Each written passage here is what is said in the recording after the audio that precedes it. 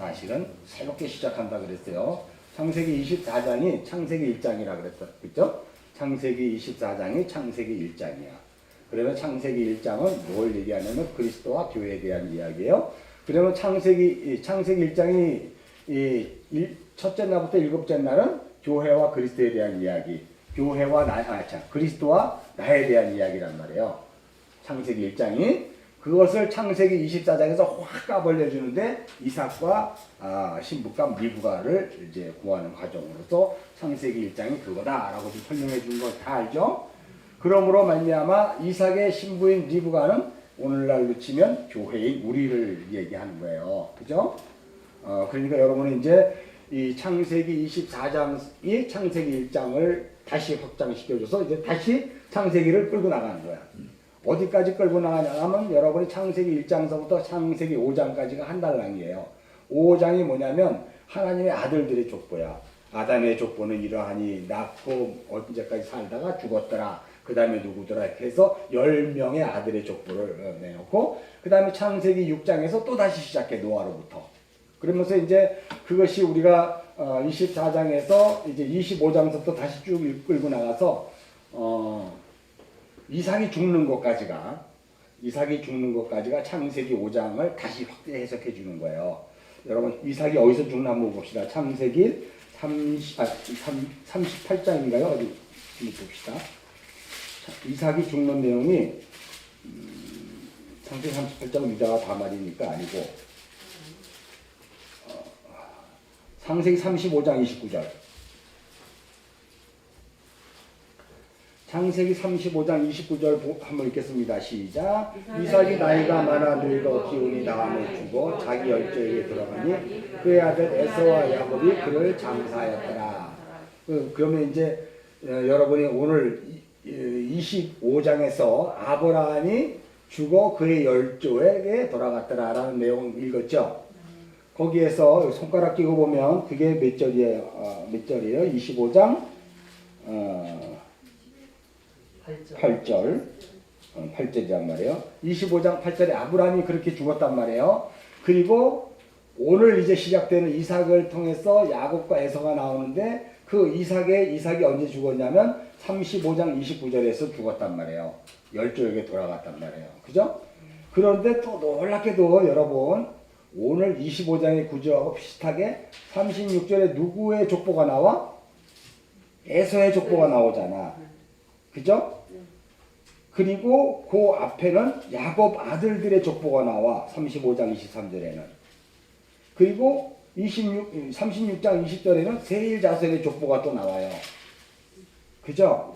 그리고 31장에는 에돔의 왕들의 족보가 나오더니 드디어 37장에 요셉의 형제들에 대한 족보가 또 나와. 그러니까 이제 또 여기서 다시 시작하는 거야. 창세기 25장에 아브라함의 죽음으로 이제 그 구드라와 6명의 방백과 그리고 이스마엘의 12방백과 이삭의 족보를 나오더니 이제 이삭이 죽자 고기가 비슷하게 지금 전개가 되고 있죠, 여러분? 성경이 그게 눈에 들어와야 돼요. 그럼 이제 야곱은 언제 죽어? 야곱은 50장에 가서 죽어요, 이제 야곱이. 자, 50장 마지막 장에 가면 이제 야곱이 죽어서 장사 지내잖아요. 자, 50장은 1절만 읽어도 알겠네. 요셉이 그 아버지 얼굴에 굽으려 입을 맞추고 그 수종병원에게 명하여 아버지의 몸을 향으로 처리하며 의인이 이스라엘에게 그대로 하였더라. 그렇죠? 그런데 이제 놀랍게 이 창세기 50장 야곱의 죽음은 무엇으로 끝나냐면 그 유언이 5절이에요. 5절 한번 읽겠어요. 시작. 우리 아버지가 나로 맹세하게 하여 이르되 내가 죽거든 가나안 땅 내가 파놓은 묘실에 나를 장사하였나니 나로 올라가서 아버지 길을 장사하게 하소서 내가 다시 오리라. 그래서 야곱을 막벨라고에 장사를 하는 것까지가 이제 50장이 끝나요. 그리고 역시 같이 야곱과 같이 맞물려서 연결되어 있는 요셉도 50장 끝에서 죽죠. 요셉이 26절, 창세기 50장 마지막 절은 요셉이 죽는 걸로 끝나야 읽겠습니다. 요셉이 110세의 죽음에 그들이 그의 몸에 향에 죄를 놓고 애굽에서 입간하였더라. 출애굽할 때 요셉의 해골을 메고 가나안 땅과 세겜에 장사를 지내게 돼요. 그러니까 한결같이 이들은 광야의 삶을 마치고 어디에다가 장사 지내게 돼요? 가나안 땅 막벨라굴에 장사 지내는 것으로 끝나는 거예요. 그래서 여러분 다시 이제 쭉 지금 보았잖아요. 그래서 이삭이 죽고 그 다음에 야곱이 죽고 요셉이 죽고 그렇게 해서 이삭이 죽는 것까지가 창세기 5장의 족보를 다시 확장시켜 준다 그러면 그 창세기 2장서부터 3장, 4장, 5장의 내용을 누가 다 설명을 해주고 있는 거야? 누구를 통해서? 야곱을 통해서. 야곱이 에서와의 그 장자권과 축복권을 통해서 싸우고 바단하나로 끌려가 그 자손을 만드는 것까지. 그래서 다시 돌아와요, 가나안으로. 그리고 에서에게 이제 그 에서의 재물을 다시 돌려주는 걸로 그 창세기 5장의 족보가 끝나고 이제 창세기 노아의 홍수 6장으로서부터 시작해서 이제 마지막 장까지가 11장, 창세기 11장까지가 이제 우리가 아까 본 것 같이 뭐예요? 다말 사건을 통해서 이제 다시 한번 이제 노아의 홍수 사건 이후의 일들을 또 다시 설명해 주는 거예요. 복선을 깔고 설명해 주는 거예요.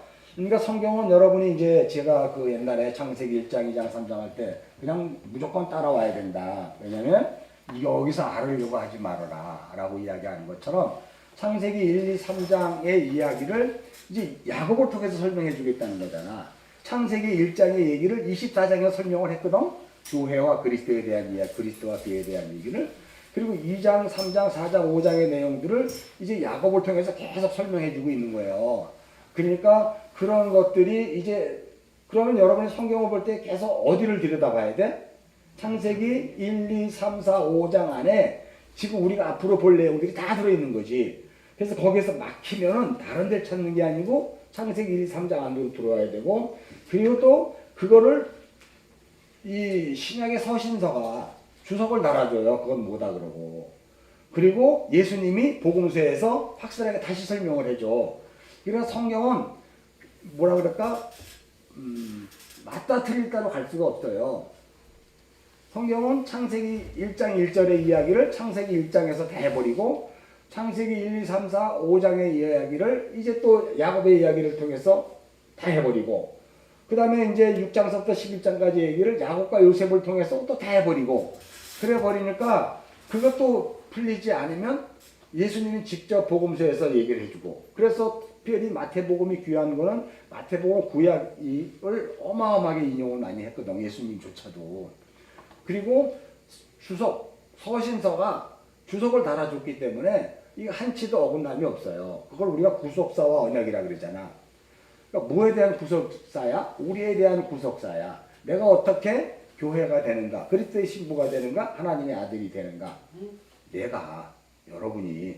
그리고 그렇게 될 수밖에 없었던 것은 하나님의 창세전 언약으로부터 시작하여 계속해서 주어지는 그 언약. 그러니까 언약이 아브라함을 지금까지 끌고 왔어요. 그리고 이제 앞으로 이 에서와 야곱의 이야기를 통해서 뭐가 그들을 끌고 가냐면 언약이 끌고 가는 거예요. 그리고 야곱과 요셉과 그 출애굽과 그 모든 것들은 다 언약이 끌고 가는 거예요. 그래서 구약 전체를 말 그대로 구약이라고 그러네. 옛 언약이라고 그러고 신약을 예수님이 오셔서 다시 풀어준 거를 신약, 새 언약이라고 그러잖아요. 그러니까 이거를 전부 언약인데 그건 다 다른 얘기를 하는 게 아니라 예수 그리스도를 통한 나에 대한 재창조를 얘기하는 거예요. 내가 어떻게 이 역사 속에서 하나님의 그리스도의 십자가의 복음으로 새로운 피조물로 되는가. 이게 굉장히 중요한 거예요. 다른 종교책에서는 그러한 내용이 없어요. 내가 어떻게 열심히 돌을 닦아. 그렇잖아요. 내가 열심히 공부하여 내가 선의 경지에 오르자라고 되어 있는데 성경은 그런 얘기를 하는 게 아니라 내가 하나님이신 그분이 나를 재창조하겠다는 건데 놀랍게도 재창조를 죽어서 재창조하는 게 아니라 살아있을 때 재창조하니까 이게 문제야 지금. 우리 여태까지 신앙생활을 했을 때 교회 다닌다고 했을 때 이런 거에 대해서는 무지했거든요. 그래서 교회는 가방만 싸들고 다니면 졸업시켜주는 학교 다니는 거 똑같았거든. 근데 그렇지가 않아요. 교회를 통해서 이 다바르의 말씀을 속의 뜻으로 알고 그리고 세상을 통해서 내가 어떻게 돼요? 적용이 되는 거예요. 내가 내 이 모든 삶이 성경에 대입이 되고 적용이 되어 내가 나도 모르는 사이에 하나님을 알아먹는 새로운 피조물로 바뀌어지잖아요. 바뀌어지는 거예요. 그래서 우리는 눈에 보이는 것에 이렇게 열광하는 게 아니라 보이지 않는 그 세상을 보는 자란 말이에요. 그래서 여러분이 혹시 세상을 보고 왜 저 사람들은 저런 생각을 했지 할 때 여러분들은 반드시 보이지 않는 하늘의 존재라는 것을 잊지 말아야 돼요. 아, 저 사람들은 보이는 것으로 생각을 했기 때문에 저렇게밖에 생각할 수 없었구나. 그러면 나는 저런 상황에서 보이지 않는 그 묵시의 것, 그 어떤 둘째 하늘의 것을 내가 보는 존재라고 그러면 우리는 이제 그게 뭔지를 알아야 되잖아요. 꼭 뭐 예수 그리스도와 대입시켜 살라 그러지 말고 여러분들이 마치 우리는 하늘로 들어 올려진 자잖아. 땅을 밟고 살지만. 그러면 땅의 것만 보고 사는 사람들은 저기 200m 앞에 뭐가 있는지 몰라. 근데 우리는 하늘적 존재로 살기 때문에 헬리콥터를 타고 올라가 보면 200m 앞에 뭐가 있는지 잘 알아. 그리고 거기서 무슨 일이 벌어져 갖고 여기서 이런 소동이 일어나고 있는지도 우리 다 알아요.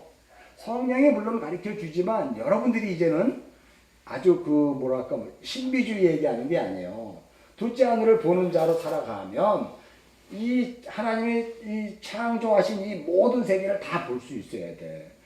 모든 종교는 눈에 보이는 세상에 한해서 어떻게 해서 우리가 선을 이루자, 어떻게 해서 우리가 도를 닦아 열반의 경제에 이르자 이렇게 되는데 성경은 그렇게 하지 않는단 말이에요. 성경은 보이는 세상이 아니라 보이지 않는 세상까지 있다고 분명히 하나님이 말씀하셨거든.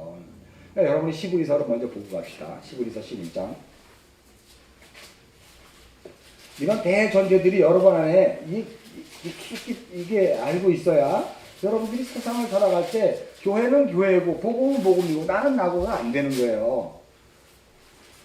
자, 우리 뭐 시브리서 11장은 이제 믿음에 대해서 다시 뭐 얘기할 건데, 자 11장 1절 읽겠습니다. 믿음은 바라는 것들의 실상이요 보이지 않는 것들의 증거니 선진들이 이르러서 증거를 얻었다고 했잖아요. 그러면 여러분 믿음이라는 것은 이제 다 알잖아. 믿음은 내가 신앙생활을 열심히 해서 뭐 이렇게 막 장로까지 되고 선교사까지 갔다 오고 많은 환난과 곡절을 통해서 내가 성경을 보는 눈이 높아진 걸 믿음이라 그래요? 이제는 아니잖아. 요 손가락 끼고 히브리서 12장 2절 봐요. 자, 히브리서 12장 2절 읽겠습니다. 시작. 믿음의 주 온전케 하시는 일. 자, 요까지만 읽어. 뭐 딴 거 없어. 믿음의 주가 누구다고? 예수라 그러잖아. 이제 1절을 읽어요. 히브리서 12장 1절 시작. 이러므로 우리에게 구름같이 들렀던 허다한 증인들이 있으니 모든 무거운 것과 얽매기 쉬운 죄를 벗어버리고 인내로서 우리 앞에 당한 경주를 그들이 그러한 믿음의 경주를 왔다고 얘기해요. 어떻게 하고 갔다고? 믿음의 주 되신 예수를 바라보며 그 삶을 살았다는 거야. 이해하시죠? 그래서 히브리서 11장으로 다시 오면 그 믿음은 바라는 것들의 실상이 보이지 않는 것들의 증거라는 것은 결국은 나의 그 공로와 나의 행위와 나의 노력으로 믿음이 쌓아지는 것이 아니고 믿음의 주 되신 예수가 내 안에 들어오셔서 나를 내 믿음, 내가 보는 관점으로 봤던 것을 제끼시고 당신의 눈을 심어주시고 마음을 심어주셔서 그 세상을 보게 하는 거고 그 세상을 듣게 하는 거예요. 그래서 여러분 그게 굉장히 다릅니다. 우리가 인문학에서 뭐 물론 야고보 사도도 얘기했지만 가급적이면 말 안 하는 게 좋아요. 가급적이면 많이 들으세요. 1, 2, 3 법칙 있잖아. 뭐 1 그러면 1분 말하고 2분 듣고 3분 뭐라 그래? 들어주고 3분 경청하라. 뭐 하여간 그런 게 있어. 나 이제 다 잊어먹었는데 아버지 학교 강사인데 내가 이게 가정사역자인데 이제 다 잊어먹었다. 보고만 하는 바람에. 아버지 학교 이제 서귀포 지도 목사는 이제 잘릴 것 같아. 아무리 봐도 그거와 마찬가지로 이게 우리가 그거로 아는 것이 아니라 이제는 믿음의 주 되시는 예수가 우리 안에 오셔서 모든 사람들은 코로나19예요 라고 얘기했을 때 보이는 세상에서 주어지는 것들로만 계속 그 코로나19를 바라보는데 우리는 우리 안에 계신 주님이 그 코로나19를 보게 하고 그 상황을 보게 하고 그 상황 속에서 우리가 어떻게 해야 되는가를 항상 인도해 주시잖아. 그러다 보면 그게 우리가 이 믿음으로 자라가는 거예요. 그러니까 믿음은 내게 하나도 없어요. 그러니까 이제 우리는 알잖아. 여러분이 공로를 쌓아서 믿음 얻는 건 아니에요. 그럼 불교는 그렇게 할 수 있고 뭐 신두교나 뭐 이슬람 그렇게 할 수 있어요. 그러나 기독교는 절대 내가 공로나 행위로 노력을 해서 얻어지는 게 아니에요. 이 믿음은 주어지는 거예요. 선물로 주어지는 거예요. 자, 그런데 3절 한번 읽읍시다. 11에서 11장 3절 시작.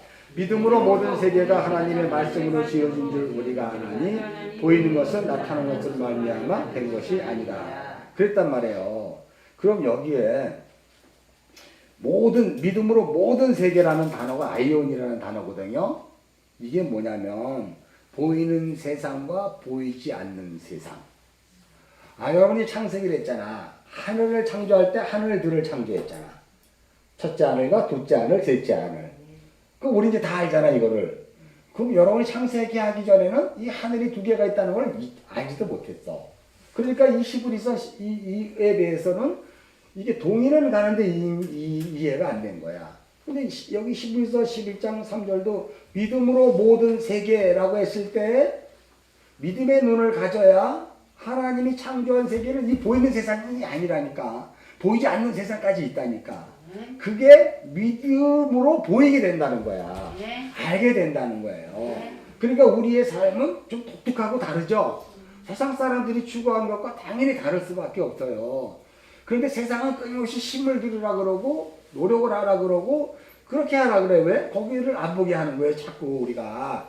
그래서 계속 과학이라든가 문명과 이 어떤 이런 편리를 통해서 우리가 성경을 자꾸 등한시하고 뒤로 제껴버리고 과학을 신으로 만들어버릴 수밖에 없어요. 그러나 과학은 보이지 않는 그 세계를 찾아가는 것 정도지 우리는 그 세계가 이미 알고 있다니까. 그 세계를 허황되게 SF 영화 만들어가지고 하는 거 물론 허황된 것 같지만 어떻게 보면 오늘날 막 드러나잖아. 이게 보면 그러면 지금 이상한 그 SF 영화도 장차 장래에 보여지게 될 건가? 라고 하는 것도 여러분이 한 번쯤은 무시할 필요는 없는데 어떻든 우리 눈에 보이는 세상 말고 보이지 않는 세상도 하나님 창조하셨다는 거예요. 그리고 우리에게 주셨다는 거예요. 그러니까 교회라면 보이지 않는 세상을 보는 존재예요. 그걸 아셔야 돼요, 여러분이. 다시 말해서 10길 사람 속은 모른다 그러잖아. 한 길 사람 속은 모른다. 10길 물속은 알아도. 한 길 사람 속은 모른다. 그러면 이제 여러분은 복음의 눈으로 가면 그 사람 속을 알아요. 맞아요. 그 사람 속 잠언 20장 17절에 그 안에 여호와의 등불이 있거든. 나도 여호와의 등불이 있거든. 고린도전서 2장에서 여호와의 깊은 것을 누가 가르쳐줘요? 성령이 가르쳐주듯이 성령이 당신의 깊은 그 속마음을 나에게 가르쳐주고 나의 깊은 속마음을 여러분에게 가르쳐주고 이걸 기도라 그래. 이걸 프로시코마이 기도라 그래요. 유코마이 한다 그러거든. 그게 서로 아는 거예요. 그걸 야다라 그러고 그거를 제각하라 그래요. 그걸 정의라 그런단 말이에요. 여기 성경에서는. 그러니까 우리 모두를 그 깊은 속마음을 제가 왜 저런 행동을 하고 저런 말을 했을까를 우리가 판단하고 뭐 그렇게 해서 그렇지 이렇게 가는 게 아니라 그 이야기를 한 것에 대해서 우리가 어떻게 돼요? 성령의 기도가 필요한 거지. 왜 저런 말을 했고 왜 저렇게 행동했을까? 그것이 도대체 뭘까? 하고 우리가 우리 안에 계신 성령으로 물어봐야 되잖아.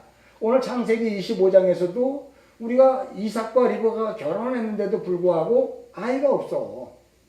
그러니까 이삭이 어떻게 돼요? 기도를 한단 말이에요.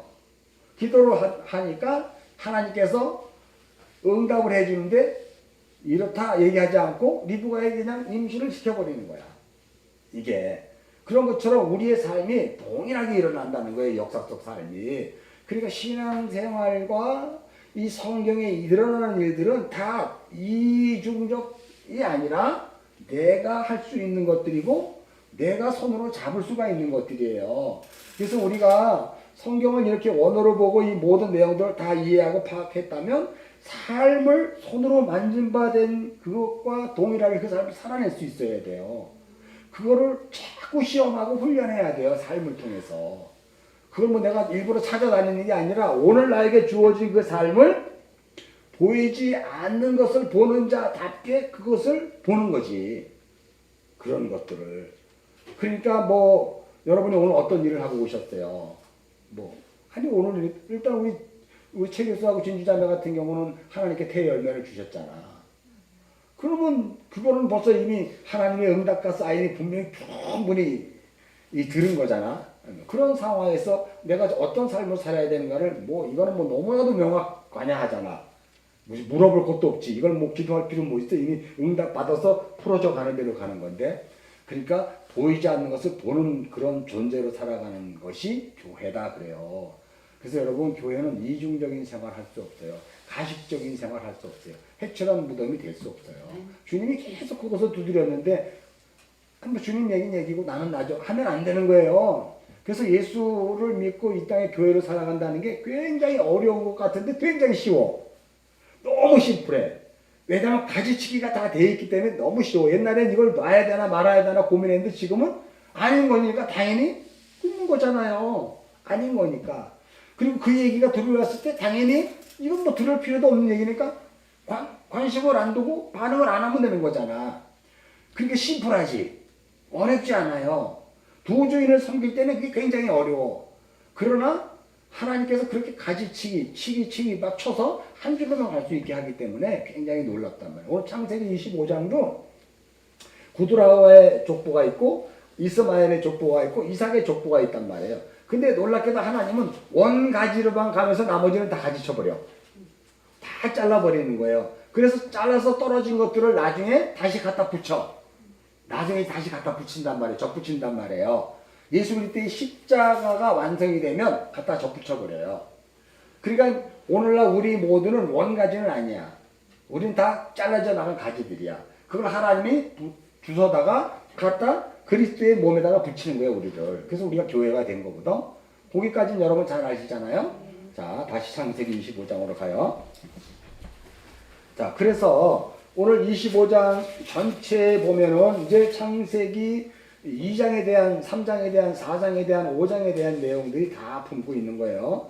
그래서 뭘 다시 찾아갈 필요는 없고 여기에 드러난 것들만 보면 왜 아브라함이 약속의 자녀 이삭을 낳았는데도 불구하고 왜 하나님께서 구두라를 주어서 또 이 첩의 자식들을 만들어내느냐에 대해서 굉장히 궁금하잖아. 그러니까 이거를 여러분들이 원어를 안 보면 깜깜하고 모르니까 어떻게 얘기해요? 아브라함이 옛날에 뭐 좀 내 몸에서 날 자녀 말해야 된다라고 했는데도 그것을 못 잊고 이스마엘을 낳아버렸다. 그 버릇이 또 도졌다. 뭐 이런 식으로 우리가 이제 우리는 그러지 말자 이렇게 갔잖아. 그러니까 사실은 아브라함 이 창세기 때까지 계속 읽어왔지만 아브라함이 잘못한 거 있어요? 없어요. 아브라함은 애굽에서 넘어온 갈대아우로부터 계속해서 올 때까지 그 원어로 보니까 놀랍게도 복음을 알고 하나님이 말씀하신 대로 다 알고 그대로 그 삶을 살아냈던 사람이었지 뭐 불신앙에서 이스마엘을 만들고 그런 거 없었어요. 다 아시죠? 이제 창세기를 봤으니까. 그럼 여기 25장의 1절 한번 읽어봅시다. 아브라함이 후처를 맞이하였으니 그 이름은 구드라라 그래. 그러면 아브라함이 후처를 맞이하면 이거는 뭐가 문제가 있는 거잖아요. 왜냐하면 아브라함과 사라를 통해서 이삭이 나왔으면 됐지. 왜 또 후처를 나온 이게 만드냐. 이게 우리들 때문에 그래. 우리들 때문에. 그러니까 여러분들이 이스라엘이요, 이스라엘 족속이요, 뭐 복음에 대해서 언약에 대해서는 전부 언약 밖의 자손들이었잖아. 에베소서 2장 11절 읽고 다시 봅시다. 에베소서 2장 11절.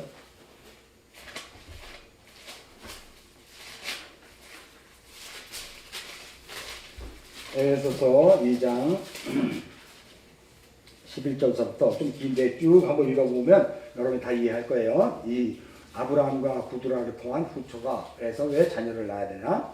11절씩 같이 읽겠습니다. 시작. 그러므로 생각하라. 너희는 그때 육체로는 이방인이요 손으로는 육체 행한 할례 받은 무리라 칭하는 자들로부터 할례 받지 않은 무리라 칭함 받은 자들이라. 그때 너희는 그리스도 밖에 있었고 이스라엘 나라 밖의 사람이라. 약속의 언약에 대해서는 외인이요 세상에서 소망도 없고 하나님도 없는 자이더니 이제는 전에 멀리 있던 너희가 그리스도 예수 안에서 그리스도의 피로 가까워졌느니라. 여기까지만 이거 다 알죠? 그리고 거기 19절, 20절, 21절, 22절은 이제 우리가 지금 교회로 지어져 가고 있는 거지. 그러나 이미 묵시에서는 완성되어 있는 교회예요, 우리가. 근데 지금 이 역사에서는 지금 만들어져 가고 있단 말이야. 새로운 피조물로 만들어 가고 있다는 거예요. 잘 이해하시죠? 그래서 우리가 교회 생활을 한다는 것은 지금 나라는 성전이 어떻게 지어져 가고 있는가를 스스로 보는 단계지 지금.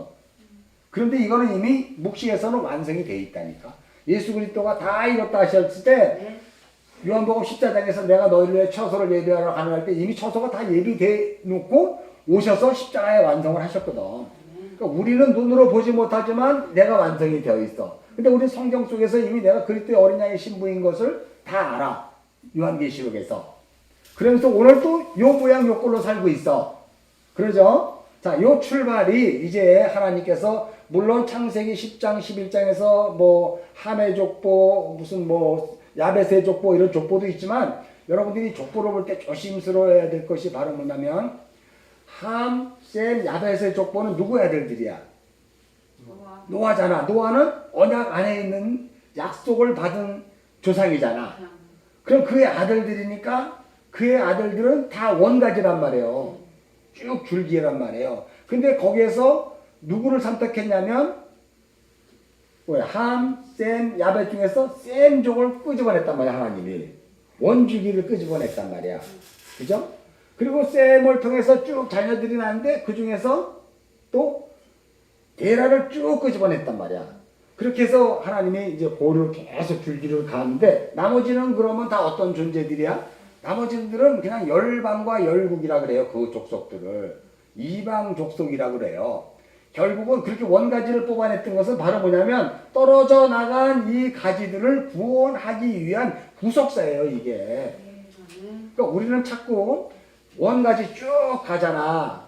이따 이제 족보를 볼 건데 원가지를 가고 나머지는 그럼 다 어떻게 돼요? 나머지가 돌아오는 거예요. 여기에서 예수 그리스도의 십자가의 복음이 완성되면 그 줄기들이 떨어져 나간 줄기들이 돌아오는 게 성경의 이야기거든. 그래서 여러분이 교회가 된 거거든. 그러니까 자꾸 착각을 할 수 있는 것이 여러분은 자꾸 선악체계로 좋은 원가지만 찾으려고 들어. 나머지는 나쁜 거. 뭐 이스마엘 나쁘고 에서 나쁘고 에돔 나쁘고 다 나쁘잖아. 이렇게 가는데 성경은 그 나쁘다로 보는 게 아니라니까. 그런 거 잘 이해하셔야 돼요. 다시 창세기 25장으로 가면 자 그러면 요거 보기 전에 내가 이제 묵상집에 보낼 때 창세기에서 지금 족보가 이삭의 족보가 올 때까지 몇 개가 있었어? 8개가 있었잖아. 이삭의 족보가 8개가 있었어요. 창세기 5장이 첫 번째야. 창세기 5장이 하나님의 아들의 족보예요. 하나님의 아들을 일로 놓은 거야. 그럼 앞으로 되어지는 이 족보들은 누구의 족보다? 하나님의 아들들의 족보라는 거예요. 이름은 다르지만 아셨죠? 그 창세기 5장 1절 얼른 갔다가 쭉 오면 그래서 성경이 이제 다시 시작할 때는 항상 족보가 나오는 거예요. 족보가 아까 봤잖아. 이삭이 죽자 또 족보가 또 나왔잖아. 그렇게 해서 또 나가고 족보로 나가고 그래서 성경을 족보책이라 그래요. 톨레도드의 책이라 그래요. 자 창세기 5장 1절 읽겠습니다. 시작. 이것은 아담의 계보를 적은 책이다. 여기까지야. 이 계보가 톨레토드잖아. 톨레토드. 그럼 창세기 2장 4절로 다시 가봐요. 창세기 2장 3절이 7째 날이 다 끝났단 말이야. 그럼 2장 4절 또 읽겠습니다. 시작. 이것이 천지가 창조될 때 하늘과 땅의 내력이니 라고 내력이 요게 세페르 톨레토드야. 이게 족보란 말이에요. 그러니까 창세기 1장에 7 창조를 다 끝내놓고 이 4절은 뭐냐면 이제 이 족보로 시작되어 있는 이것으로 창세기 첫째 날부터 7째 날을 설명하겠다 이런 뜻이야. 그러니까 하나님의 족보는 언약이 담겨 있다는 거예요. 언약이. 무슨 소린지 알죠? 그래서 창세기 1장을 창세기 2장 4절서부터는 그러면 이 7날 창조가 뭔지를 내가 2장 4절부터 다시 설명해 줄게. 그래서 세페르 톨레토드라고 이야기해요. 족보책. 그러면 창세기 5장에서 이것은 아담의 계보를 적은 책이라 그래서 여러분들이 창세기 1장서부터 5장까지 오면서 계속 아담 그랬잖아. 그러니까 여러분이 원어를 못 볼 때는 전부 아담 때문에 우리가 죄가 들어와가지고, 아담 때문에 우리가 이렇게 돼가지고, 우리는 아담이 우리 조상인데 막 이런 걸로 알았잖아. 근데 창세기를 보니까 그 아담은 그 아담이 아니고 하아담이야. 하아담, 그 아담, 첫사람으로 오신 그리스도 예수로 말미암는 그 아담들. 이제는 다 알죠, 아담에 대해서.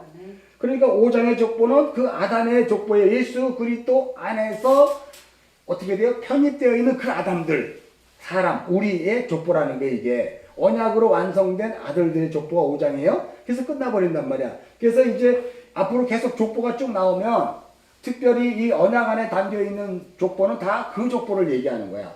이들이 어떻게 된다? 하나님의 아들 안에 있는 족보가 될 것이다 그러는 거예요. 그래서 이제 5장이 되고 노아 사건을 통해서 창세기 10장으로 가면 족보가 나오지. 창세기 10장에 가면 노아 아들들의 족보잖아요. 10장 1절 읽겠습니다. 시작. 노아의 아들 셈, 함, 야벳의 족보는 이러하니라. 그렇단 말이에요. 족보란 말이에요. 자, 그럼 노아의 족보, 셈, 함, 야벳의 족보인데 여러분들이 이제는 오해하지 마세요. 함은 하나님께 버림받은 족보다. 그래서 아프리카 사람들이 검해가지고 노예 시장으로 팔리고 이렇게 저주를 받았다. 이러고 하면 큰일 나는 거예요, 여러분. 그거는 청교도들이 신앙의 자유를 찾아 미국을 건너갔거든. 미국을 건너갔는데 여러분들이 보면 미국을 보면 바이블 벨트라고 있어요. 바이블 벨트는 주로 남부 지역에 이렇게 형성되어 있어. 남부 지역의 바이블 벨트가. 이게 뭐냐면 청교도들이 건너와서 거기에서 교회를 짓고 신앙을 제1 목숨으로 여기면서 삶을 살아냈는데 아이러니하게도 거기는 교회가 목숨을 거는 거예요. 여러분처럼 목숨 걸었던 사람들이에요. 바이블 벨트에.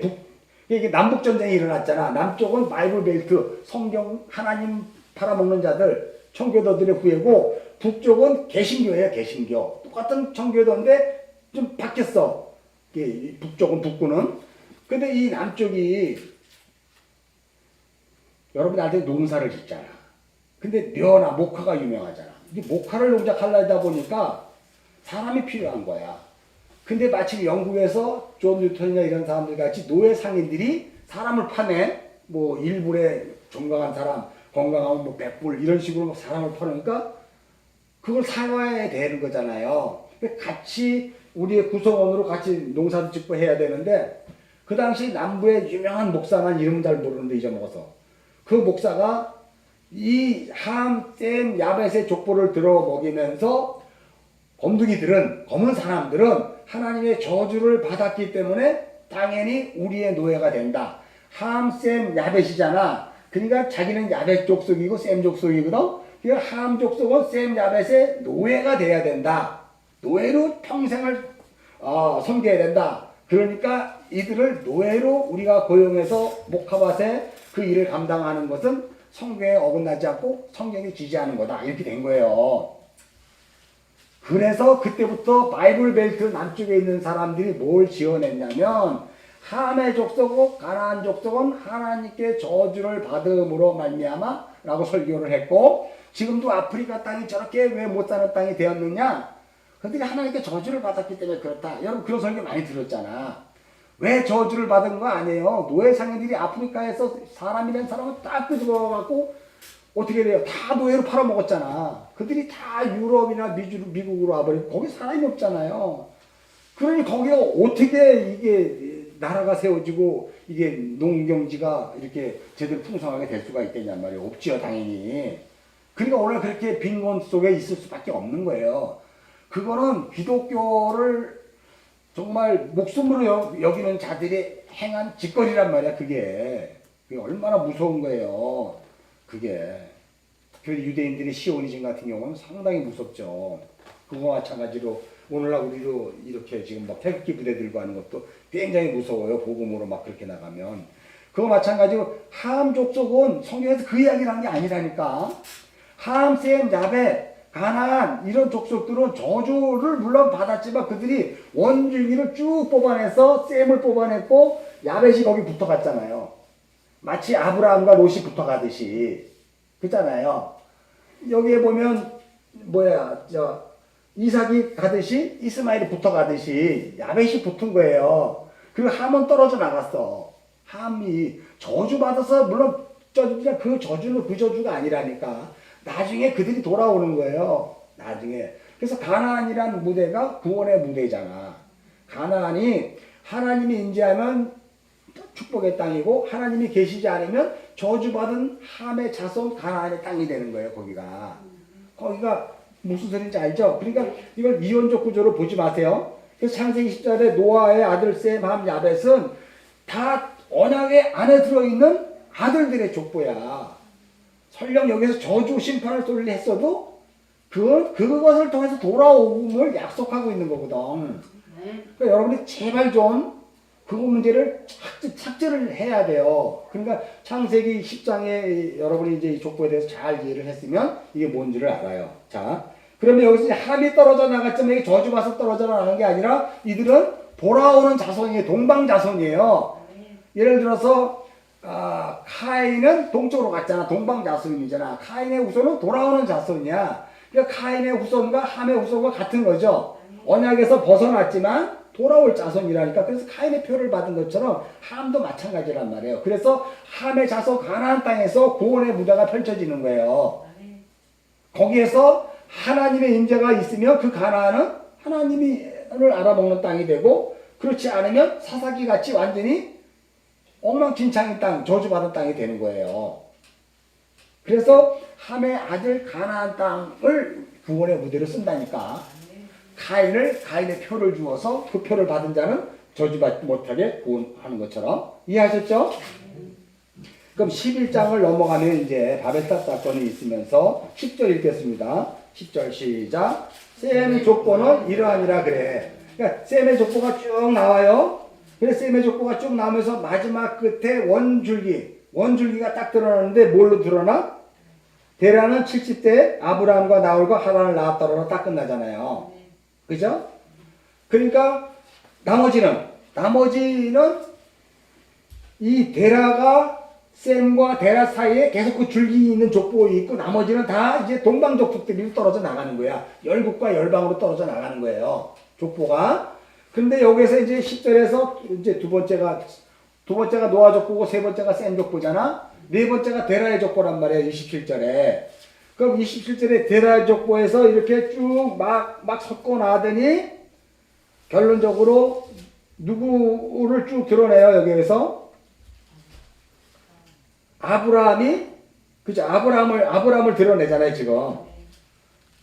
자, 그래서 이제 갈대아 가나안 땅으로 오게 되잖아. 이게 지금 네 번째 족보죠, 데라의 족보가. 맞나? 다섯 개에 네 번째예요. 창세기 5장, 창세기 10장, 창세기 11장에 두 개 있어. 네 번째잖아. 그러니까 다섯 번째는 창세기 22장에 있어. 우리 읽은 거. 나홀의 족보. 창세기 22장에 보면 22장 20절서부터 24장까지는 나홀에 대한 족보가 나오잖아요. 그거 다섯 번째지.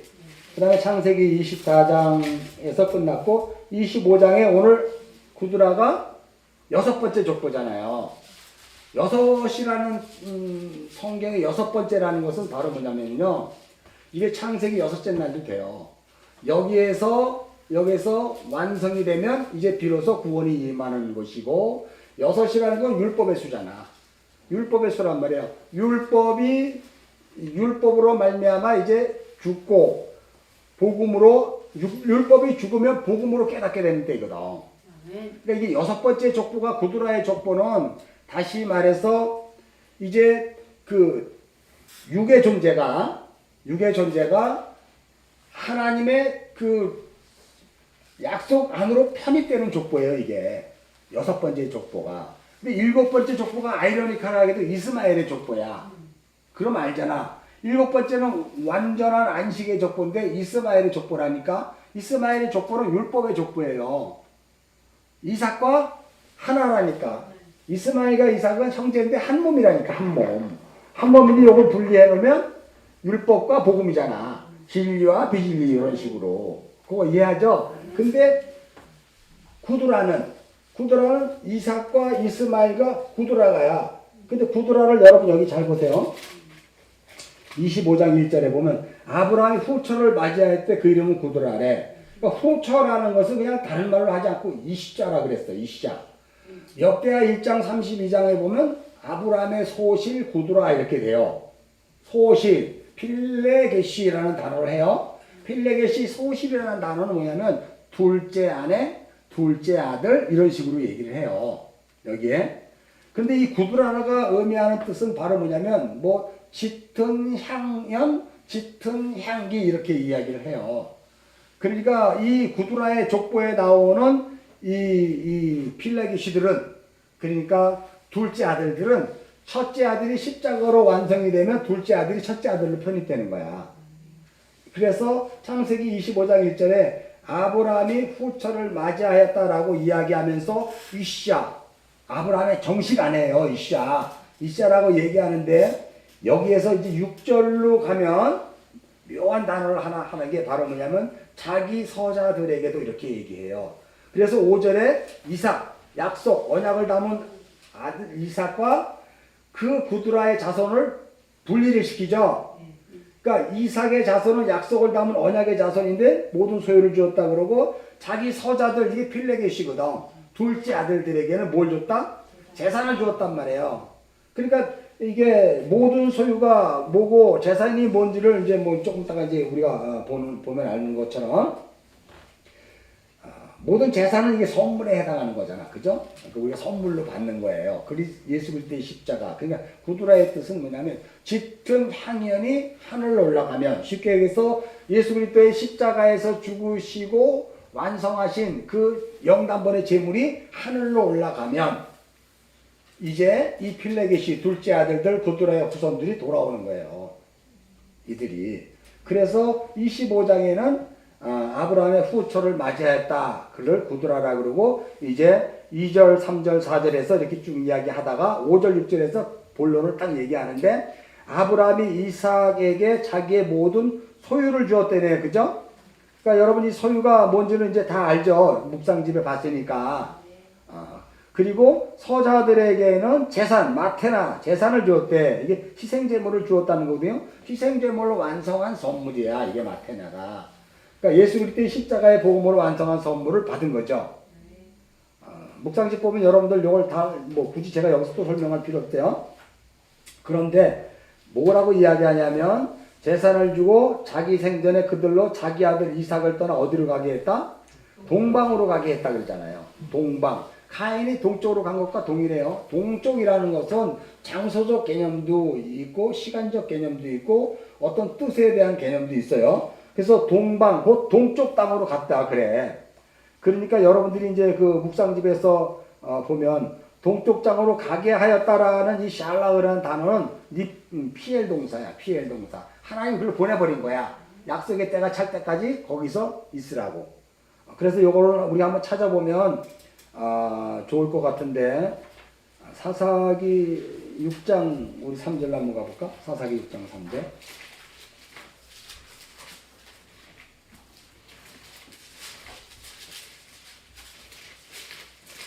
그래서 사사기를 보면은요, 사사기는 정확히 이 창세기 1장부터 11장 얘기를 다시 해요. 그래서 그 이야기를 다시 복음을 얘기하는 거예요. 다른 얘기하는 거 아닙니다. 창세기 6장 3절 한번 읽겠습니다. 시작.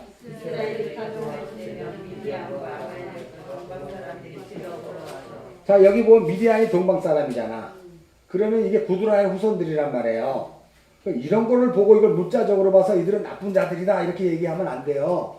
이게 어떻게 이 미디안 자손이 구원을 받고 어떻게 사사기의 기드온이 어떻게 복음으로 말미암아 다시 하나님께 돌아오는가를 이 설명하고 있는 내용이에요. 이게 그걸 문자적으로는 미디안과 이 기드온의 전쟁을 통해서 우리가 이중적 구조로 보여주고 있는 건데 그 뜻은 둘을 하나님이 구원하게 하겠다는 거죠. 여기에 보면 동방 사람들이 나온단 말이에요. 그게 미디안이란 말이야. 동방 사람들. 33절로 한번 가보면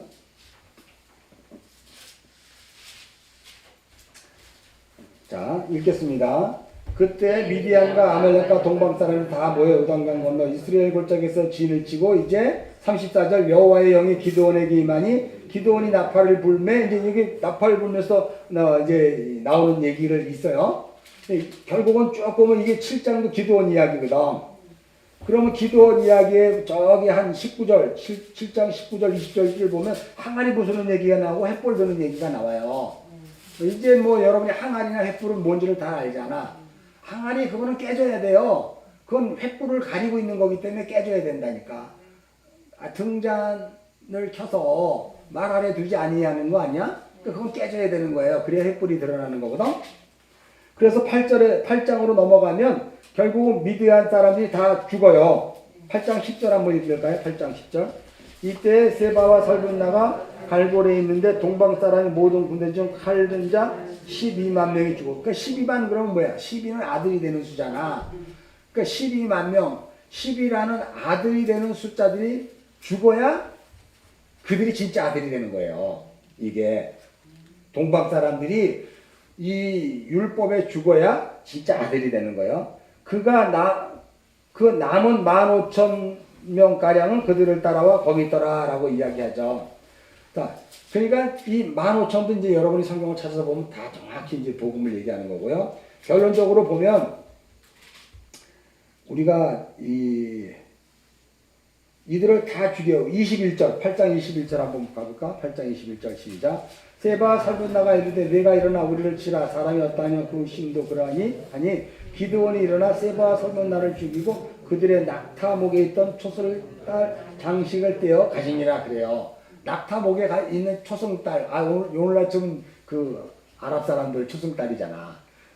성경이 묘하게 이렇게 표시를 해놔가지고 막 싹 헷갈리는데 그래서 이게 기드온의 싸움이 이슬람과의 전쟁이다 뭐 이렇게 얘기하는데 낙타목에 달려있는 초승달이 뭐예요? 초승달은 우리가 에스겔서나 에레미야에서 보면 뭐냐면 그걸 하나님으로 알고 그렇잖아요? 그걸 자기 신으로 섬겼던 그 행위들이거든. 그러니까 이 동방 사람들이 그 초승달을 어떻게 해요? 진짜 신인지 알고 섬겼던 거야. 그것이 목에서 낙타목, 그들이 낙타거든? 율법의 짐을 지는 낙타. 그 동방 미디안 사람들이 그 초승달이 떨어지자 그들이 이제 하나님의 구원으로 편입되는 자손들을 설명하고 있는 거예요, 이게. 이건 이제 사사기 할 때 다시 하고 이거 할 거기 때문에 설명할 수는 없으니까 요 정도만 여러분이 이해를 하셔야 돼요. 그래도 이해는 가죠? 요걸 자꾸 이슬람과의 전쟁이라고 그래갖고 십자군 전쟁 일으켰잖아. 기드온을 본받자. 지금 예루살렘을 점령하고 있는 모슬렘을 우리가 쫓아내지 않느냐.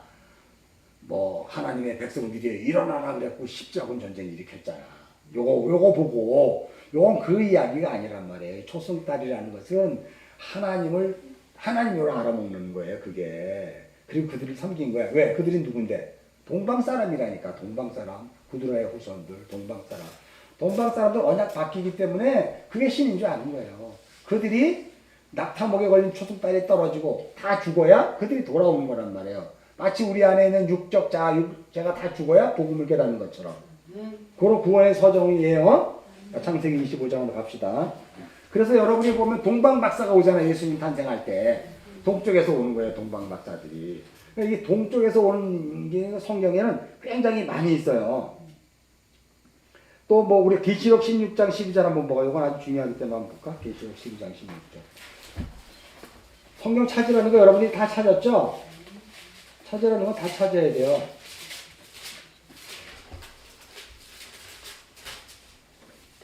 계시록 16장 12절. 응? 12장이에요?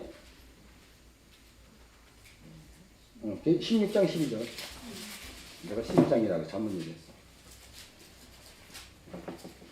16장 12절서부터 쭉 읽겠습니다. 시작.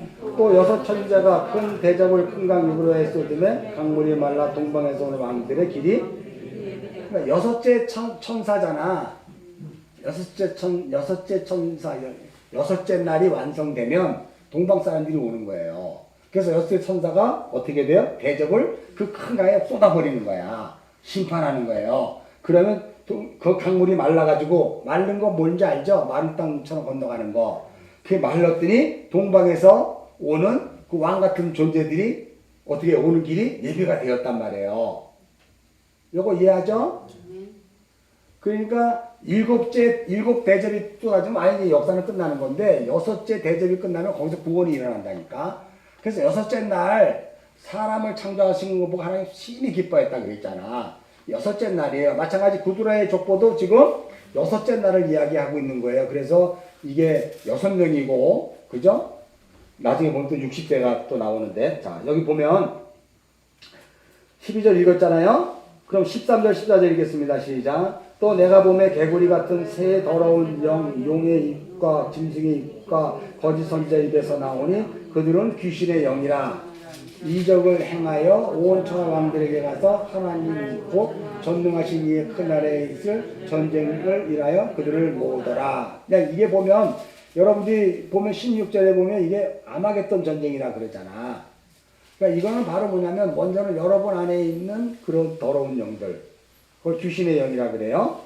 그리고 뭐 짐승의 입, 거짓 선지자의 입에서 나오는 여러분들이 생각하고 속에서 나오는 그 모든 것들. 그러니까 여러분이 동방 사람이라 그러면 나 말고 동쪽에서 오는 사람이라고 생각을 하잖아. 그죠? 근데 우리 안에도 동이 서에서 먼 것 같이 죄를 옷으로 입고 살아가는 동쪽 민족이 있다니까. 그 열방이 있다니까. 그 열국 백성이 있다니까. 그들이 완전한 그 성전, 그리스도 예수로 말미암아진 성령의 전으로 돌아오는 거예요. 내 안에서 먼저 내가 돌아오는 거고, 또 밖으로 볼 때는 동방 민족들이 돌아오는 거야. 그래서 먼저는 나를 제외하고 그들이 돌아오더라라고 보면 안 돼요, 여러분. 그럼 나는 독자가 되는 거야. 나하고는 아무 관계 없어요, 이 복음이. 복음은 항상 내 안에서 내가 이렇게 커요? 여기 하늘이라니까, 이거 하늘. 첫째 하늘, 둘째 하늘이라니까. 그잖아요.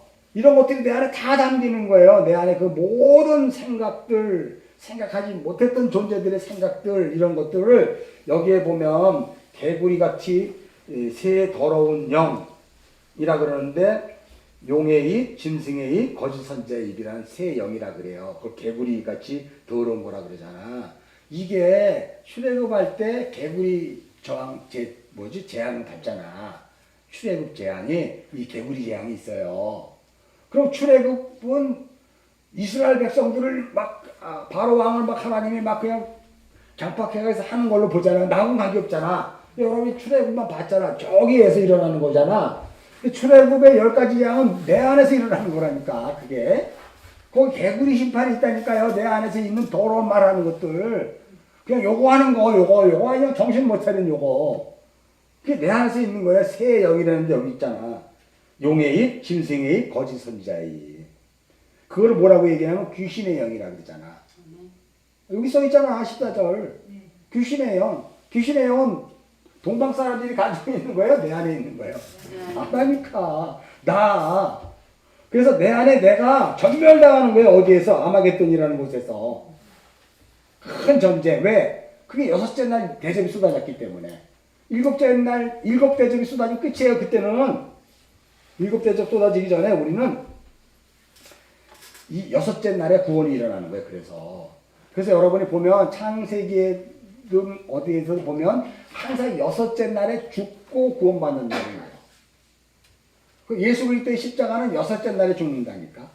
그리고 7째 날에 일어나는 거예요. 십자가 사건이 하고 8째 날에 부활하는 거예요. 그러니까 그 날짜들을 여러분이 잘 기억을 하세요. 성경 속에서. 자, 다시 창세기 25장으로 가면. 그러니까 이 동쪽 쪽으로 가게 했던 이 사람들은 결국은 어떻게 돼요? 돌아오는 민족들이지. 그런데 먼저는 내 안에서 일어나는 일들이라니까, 이게. 그러니까 진짜 내가 어려운 거는 지금 여러분이라고 생각하는 여러분은 여러분 아니라니까. 이거 나야라고 이야기하는데 진짜 내가 또 여기 또 있다니까. 그리고 이건가 보다 갔더니 이게 또 있어, 여기에 내가. 그러니까 어떤 것을 줬을 때 누가 반응하는가 봐요. 내 안에 어떤 존재가 반응하는가 보라니까, 여러분. 그래서 여러분은 스스로 여러분 안에서 여러분을 볼 수 있어야 돼요. 원줄기가 있다면 이 동방에서 오는 족속이 있을 것이고, 또는 이스마엘과 같은 율법적 존재가 있을 것이고, 그렇잖아요. 그런 존재들을 여러분이 보지 않으면 성경은 나하고 전혀 관계없이 나는 그냥 독자로만 읽어버리기 때문에 나에게 구원의 은혜도 없고 하나도 나에게는 이게 유익하지 않아요. 그래서 그냥 교회는 가지는 거고 세상이 더 중요하죠. 세상으로 가는데 그렇지 않다니까요, 여러분. 성경은 누누이 끊임없이 이렇게 얘기해요. 진짜 여러분, 나도요, 이게 지금 말하는 내가 누군가, 이게 성령의 말하는 난가, 이 더러운 개구리 거짓 선지자 이브이 말하는 건가, 아니면 용의 말을 하는 건가, 이걸 나도 스스로 살펴야 되는 거잖아. 그것처럼 여러분들도 그걸 살펴야 된다니까요. 근데 우리는 자꾸 이 복음, 성경, 교회를 다닌다는 거는 이거를 분석을 한 번도 안 해보고 그냥 이렇대, 우리는 그래서 이렇게 가야 돼 하고 이렇게 펴면 껍데기만 보고 계속 신앙생활 가버리니까 그냥 열방과 열국 그러면 그냥 저기 막 이 아프리카 가고 이 아시아, 동남아시아 가고 그냥 막 그거 하는 걸로 가. 내 안에 있는 열방과 열국은 어떡하고, 내 안에 건 어떡하고. 그리고 갔다 오면 허전해. 갔다 오면 뭔가 했는데 허전해. 이게 다스리지가 않아서 그래. 그럼 거기 열방과 열국을 간 건 누가 간 거야? 우린 성령이 나를 시켜서 갔다 그래. 기도했더니 가라 그래서 갔다 그러는 거야. 근데 그렇지가 않아요. 새 영이 있다 그랬잖아. 그건 귀신의 영이라고. 아까 요한계시록 16장에서. 거기서 누가 그걸 시켰는가를 보란 말이에요. 내 안에 이 존재들이 있다니까. 그거를 개구리라 그래요. 개구리. 근데 그거만 있는 게 아니야. 요한계시록 18장 2절로 한번 가봐요. 그 새 영만 있는 게 아니야. 여기서 엉뚱한 데로 간다 지금 자꾸. 2절 읽겠습니다. 시작. 힘찬 음성이 외쳐 이르되 무너졌다 문졌다 천성 바벨론이여 귀신의 처소와 각종 더러운 영이 모이는 곳과 각종 더럽고 가증한 새들이, 가증한 새가 또 있어 여기에. 이게 그러니까 귀신의 처소 더러운 영은 아까 했잖아요. 새 영. 근데 여기에 보니까 더럽고 가증한 새들이 또 있는 거야. 이게 우리 안에. 이게 여러분이에요. 이게 무시무시하다니까. 이걸 일곱 나팔 일곱 대접으로 하나님 부수시는 거예요. 여러분을. 이게. 그러면 창세기 25장 다시 넘어오면 25장에서 구두라, 이스마엘, 지금 이삭의 이 족보를 통해서 그 자손들을 통해서 이야기하는 건 바로 뭐예요? 내 안에서 일어나는 일들이야. 그 원가지와 떨어져 나간 가지들, 동쪽 땅에 살고 있는 이 카인의 후예, 동방 족속들, 그리고 이스마엘 율법으로 살아가는 이스마엘 족속들, 그리고 언약을 알고 있는 이삭의 족속들. 근데 가만히 한번 생각해 보세요. 여러분이 이삭이 언약을 갖고 있다 그러고 그리스도 예표라 그러면 여러분 예수 안다 그러잖아. 근데 그럴 때 여러분이 예수를 안다 그럴 때 여러분 안에 누가 예수를 알고 있는 거야? 여러분 안에. 나가 안다 그러잖아. 그 나는 누구냐고. 그게 더러운 영이야? 아니면 가증한 새들이 그런 거야? 아니면 이삭의 그 줄기에 대해서 이스마엘? 이건 설명을 하고 나는 교부제지 그렇다는 게 아니라니까. 결론적으로 요한계시록은 그 이야기를 하는 거예요. 그러니까 이삭의 원가지, 그 다음에 이스마엘의 율법과 복음이 이렇게 되고 구두라 떨어지고 이렇게 해서 차고 떨어져 가는 이것을 갖다가 우리 그림으로 보여주는데 요한계시록에서 그것들이 다 내 안에 있는 거라고 확 싸잡아서 지금 얘기한다니까. 그게 싹 사라져야 내가 거룩한 성 새 예루살렘 성으로 올라가 어린 양의 새 예루살렘 성이 되어 새하늘과 새 땅에서 그 보좌에 우리가 앉히게 되는 거예요. 그게. 그러니까 나는 너무나 두려운 것이 이 이야기 하는 것이, 그리고 이 이야기를 듣는 너는 누구냐. 우리 그거 봐야 된다니까 지금. 이걸 지금 자꾸 성경 공부로 가버리면 동쪽 땅 우리가 이제 성경 구절 다 찾았으니까 그래 뭐 예수님 탄생하니까 동방 박사들이 왔더라, 동쪽에서 왔더라, 동쪽 사람들이 구원을 받는구나, 뭐 이렇게 생각하고 가버리면 큰일 나는 거예요. 여러분 거기까지 가면 안 돼. 더 깊이 들어가야 돼. 그러면 동방 박사가 예루살렘에서 예수님 탄생 왔을 때 그것을 이해한 당신은 누구냐는 거야. 어려우기나? 누가 이해한 거야? 너라는 나는 그걸 뭘로 이해한 거냐가. 나의 어떤 게 이해한 거냐? 율법이 이해한 거냐? 그럼 행위로 갈 것이고, 언약이 이해한 거냐? 그러면 은혜로 갈 것이고. 그잖아요. 이것도 저것도 아니다 그러면 아직은 이방인으로 존재하고 있는 여기 여전히 초콜릿이 좋고 바다가 좋고 세상이 좋고 이웃집 아저씨가 좋은 여기로 가는 거냐. 그리고 봐야죠. 이제 그래서 이중언어, 삼중언어라 그랬잖아. 한 단어가 던져지고 한 구절이 떨어지면 여러분은 여러분 안에서 이중적, 삼중적 존재 안에서 이거 체크해야 돼요. 더 어려워지지 이제. 성경 이거 줄기 이제 아는 것만 해도 막 이렇게 왔는데 거기에서 그거를 반응하고 만지고 하는 존재를 파악을 해야 되니까 이제 여러분이. 이게 신앙생활이라니까. 그러니까 여러분이 땅 갈 시간이 없어요. 내 안에 있는 나의 예적 자아, 율법적 자아, 그리고 언약으로 담겨있는 나가 이 세라는 이 민족을 내가 다스리고 내가 볼 수 있어야 돼요. 그래서 성경을 하나하나 하더라도 거기서 뭐가 반응하는지를 봐야 돼. 그래서 묵상집을 줘서 이거 댓글을 달라 그러면 여러분 하나도 못 달잖아. 다를 수가 없어요. 왜 그럴까? 나라고 생각하는 내가 이걸 보니까 이거 못 다는 거야. 근데 그거를 내 안에 진짜 언약이 보면 언약으로 얘기할 것이고 그것을 내가 율법으로 보면 율법으로 얘기할 것이고 이거 구두라의 그 동방 백성들로 볼 것 같으면 그걸 얘기할 것이고 근데 그게 잘못된 게 아니에요 여러분. 그걸 얘기를 하라니까. 그러면 여러분이 그런 것들을 통해서 이제 자신을 알게 되잖아. 자신을 진단하잖아.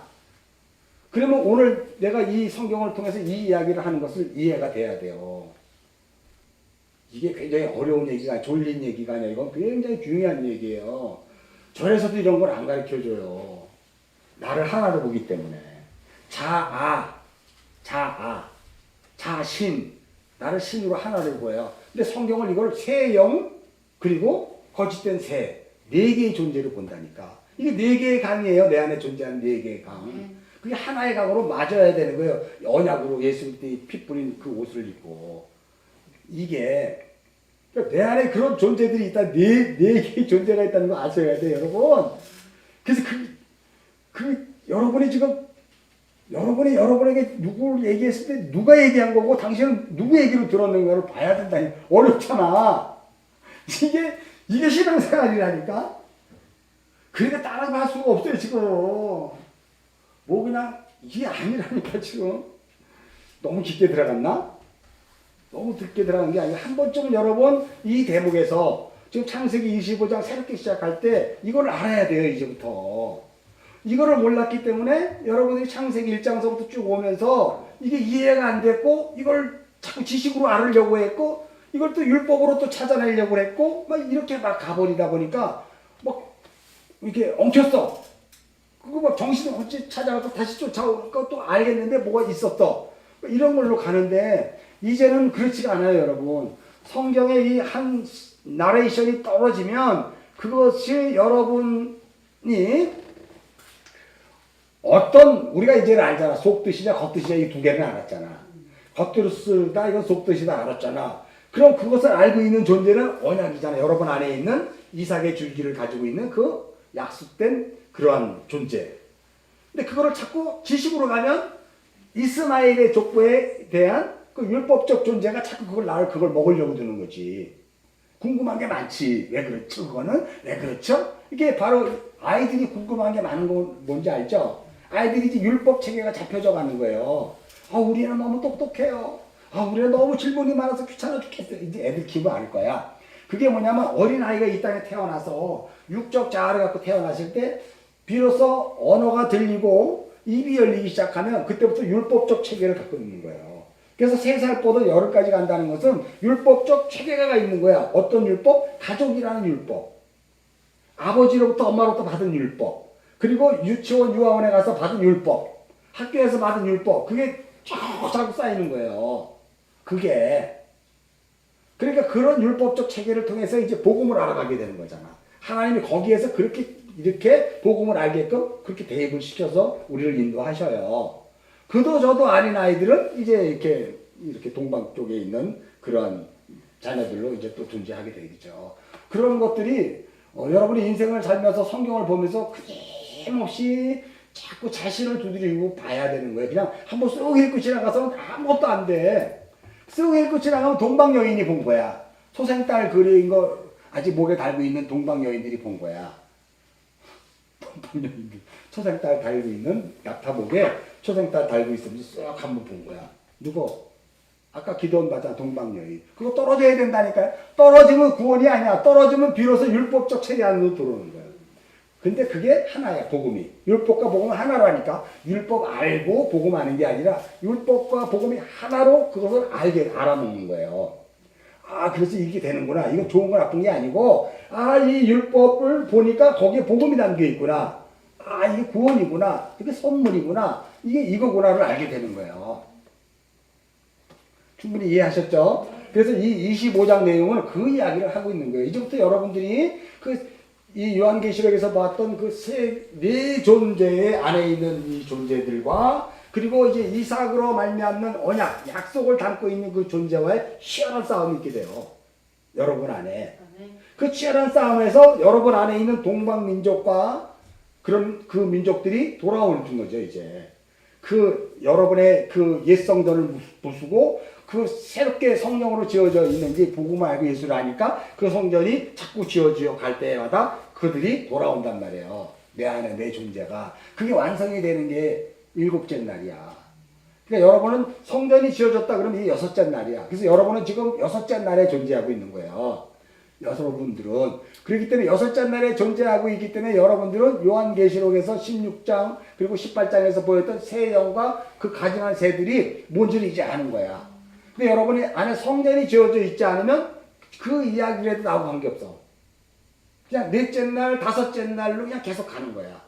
거기서 그냥 왔다리 갔다리 하는 거예요. 이게. 그러니까 요 25장의 이 카테고리를 여러분이 내가 지금 설명한 거를 잘 이해를 하셔야 돼요. 이거 제가 물론 묵상집에 제가 보냈던 내용들을 여러분이 잘 공부를 해야죠. 그거는 이제 거기에서 아 이게 언약으로 말미암는 구속사 언약을 통해서 아 하나님이 내가 이렇게 만들어지고 이런 상황이구나를 얘기할 때 이제는 더 깊이 들어가서 내 안에 어떤 존재가 여기에서 반응하고 내 안에 어떤 존재가 여기서 잠을 자더라 를 보셔야 된다니까요. 그런 것들이. 그래서 이제는 충분히 보실 수 있으면 좋겠어. 이 방송을 듣는 분들도. 왜냐면 우리가 이 신앙생활은요, 그냥 책가방 싸들고 교회 가는 걸로 되는 게 아니거든요. 그리고 성경 통독 300독 해서 되는 게 아니거든요, 이게.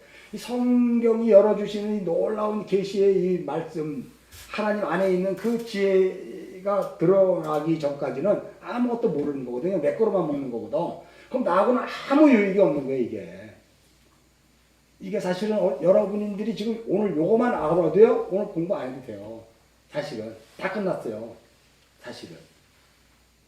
굉장히 중요한 거거든. 우리가 왜 분리와 다툼과 싸움이 날까? 왜 저 사람과 내가 의견 충돌이 일어날까? 그걸 잘 보시라니까. 저는 옳고 내가 틀려서 그런 게 아니고 내 안에 뭐가 틀렸냐는 거야. 그리고 내 안에 뭐가 그 얘기를 했더니 저가 거기에 확 반응을 하더라는 거야. 그거를 또 봐야 하잖아. 이 인간의 이 체계의 이 구조를 그리고 영의 세계를 혼의 세계를 여러분들이 충분히 알아야 돼요. 성령이 임하면 그걸 확 알아볼 수가 있어. 근데 그걸 여러분들이 무슨 영빨 있다 그러고 엉뚱한 걸로 이상하게 확 돌아버리는데 그게 귀신의 영이야. 그래서 그걸 조심해야 되는 거예요. 그러니까 이렇게 성경 얘기를 하더라도 여러분이 그들을 충분히 이해를 하셔야 됩니다. 네. 자, 이제 계속 또 다시 율법적 지식으로 나바르로 이제 속뜻을 알아갑니다. 동쪽에 대해서 이해를 했죠. 네. 자, 그런데 여러분 이제 또 향년 175세다라고 하면 여러분이 다 찾을 수 있죠. 네. 뭐 5, 70, 100 이런 완전수예요. 그러니까 175세는 이제 아브라함이 완전하게 되어 안식에 들어갔다. 일곱째 날 안식이 되었다. 아브라함이 이제 안식이에요. 막벨라굴에 들어간 거지. 결론적으로. 자, 8절 한번 읽을까요, 여러분? 시작. 그의 나이가 높고 늙어서 기운이 다해 죽어 열조에게 돌아가매. 자, 이게 이제 이 8절은 내가 묵상집에 보냈으니까 그걸로 여러분 잘 읽어보세요. 그 단어 같은 거 다 찾았죠?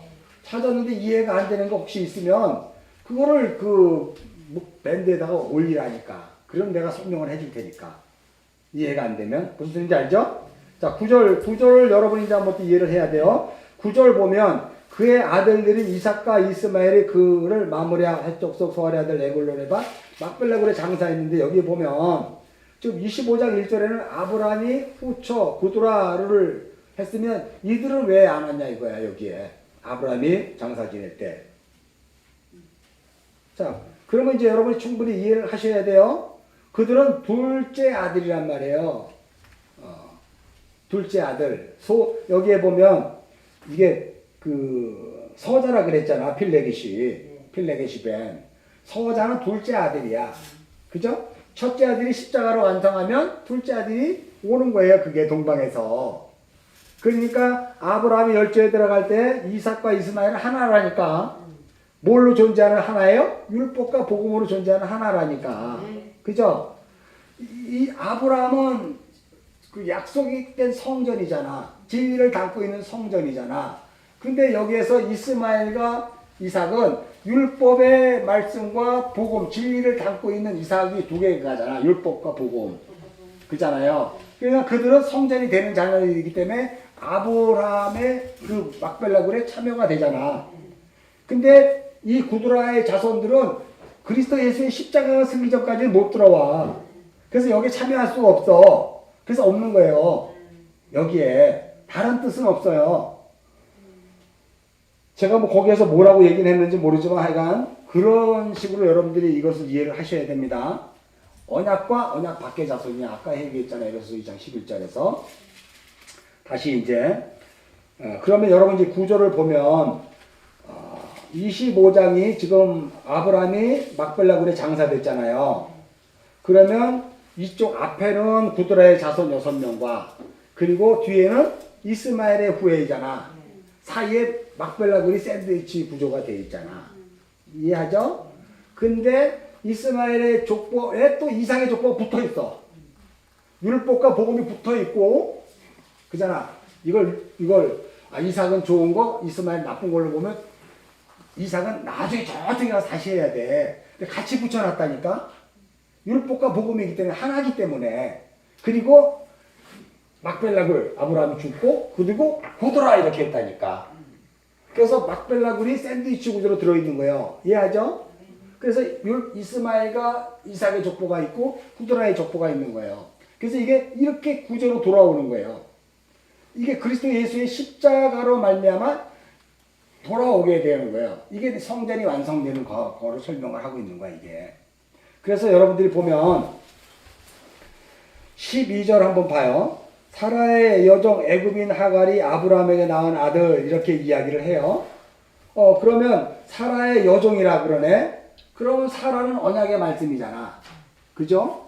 근데 여종이야. 그냥 언약의 말씀의 여종이네. 그럼 창세기 24장에 보면 아브라함의 늙은 종이네. 똑같은 거잖아요.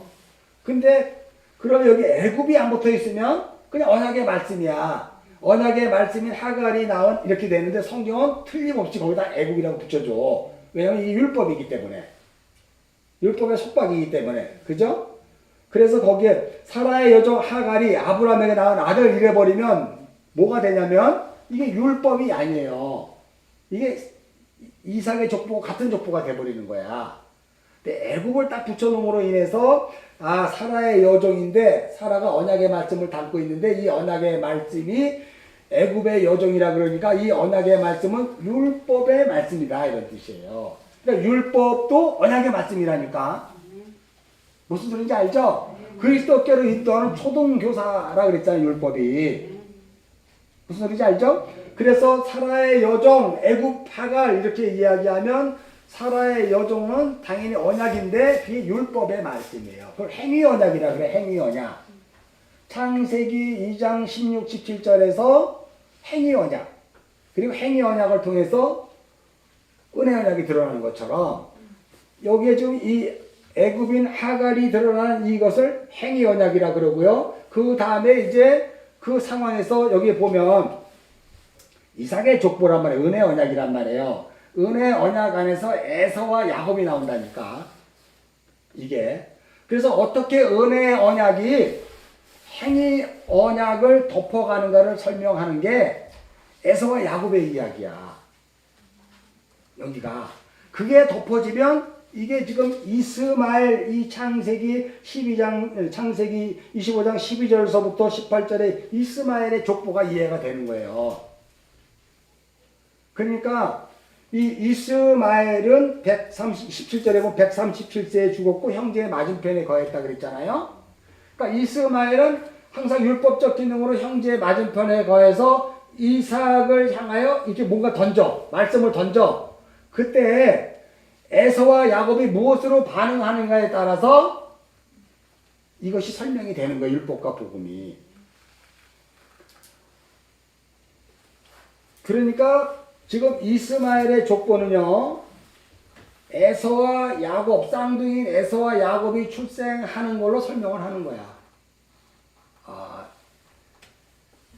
아브라함의 큰아들 이스마엘, 큰 자, 그리고 작은 자 이삭. 큰 자는 작은 자를 섬기리라. 큰 자의 율법은 작은 자의 복음을 섬긴다. 그거거든요, 항상. 그래서 여러분 성경을 읽을 때 크다 그러면 다 율법을 얘기하는 거고, 작은 자는 복음을 이야기하는 거예요. 먼저 된 자는 율법을 얘기하고, 나중된 자는 복음을 얘기하는 거예요. 먼저 된 자가 어떻게 돼요? 나중된 자가 먼저 된 자가 버려지거나 삭제되거나 제하여지면 나중된 자가 어떻게 돼요? 복음이 드러나는 거거든. 마태복음 19장 할 때 그거 있잖아. 먼저 된 자, 나중된 자. 그러니까 그건 뭐냐면 항상 먼저 된 자, 큰 자, 이거는 율법 기능을 얘기하는 거고요. 그게 삭제되거나 그게 없어지고 사라지고 그게 죽으면 작은 자가 드러나는 거예요. 그게 복음이기 때문에. 이걸 같이 마찬가지로 에서와 야곱을 통해서 이걸 설명하고 있는 거고요. 또 이걸 이제 이스마엘을 설명하고 있는 거야, 이거를. 그러니까 어떻게 돼야 돼요? 이 족보 중에 이삭의 족보는 어떤 족보로 나가는 거야? 큰 자의 족보로 가는 거야? 작은 자의 족보로 가는 거야? 작은 자의 족보로 가는 거예요. 계속해서 다시 말해서 티끌의 족보로 가는 거예요. 나띵의 족보로 가는 거예요. 없는 자의 족보로 가는 거예요. 그래야 거기 은혜가 담기는 거거든. 없는 자의 족보로 가기 위해서 끊임없이 우리 크려고 하는 것들이 부서지는 거거든. 계속 내 생각이 부서지는 거거든요. 그죠? 내 생각이 부서지는 것이 이스마엘이 죽는 거예요. 이스마엘이. 그래서 여기 보면 이스마엘은 향년이 17절 137세의 기운이 다하였죠. 자기 백성에 돌아갔대. 그러니까 137세도 여러분 보면 굉장히 좋은 죽음이야. 나쁜 죽음이 아니라니까. 율법의 완성으로서의 죽음이에요. 이스마엘의 이 족보도. 그러니까 자꾸 이걸 이스마엘은 구원 못 받았다 이런 걸로 절대 가면 안 돼요. 그건 한국교회가 만들어낸 거기 때문에 아주 완전히 뭐라 그럴까, 선악체계도 이해를 못했기 때문에 좋은 거 나쁜 걸로 가면 안 되는데 이거 부수기가 너무 힘들어.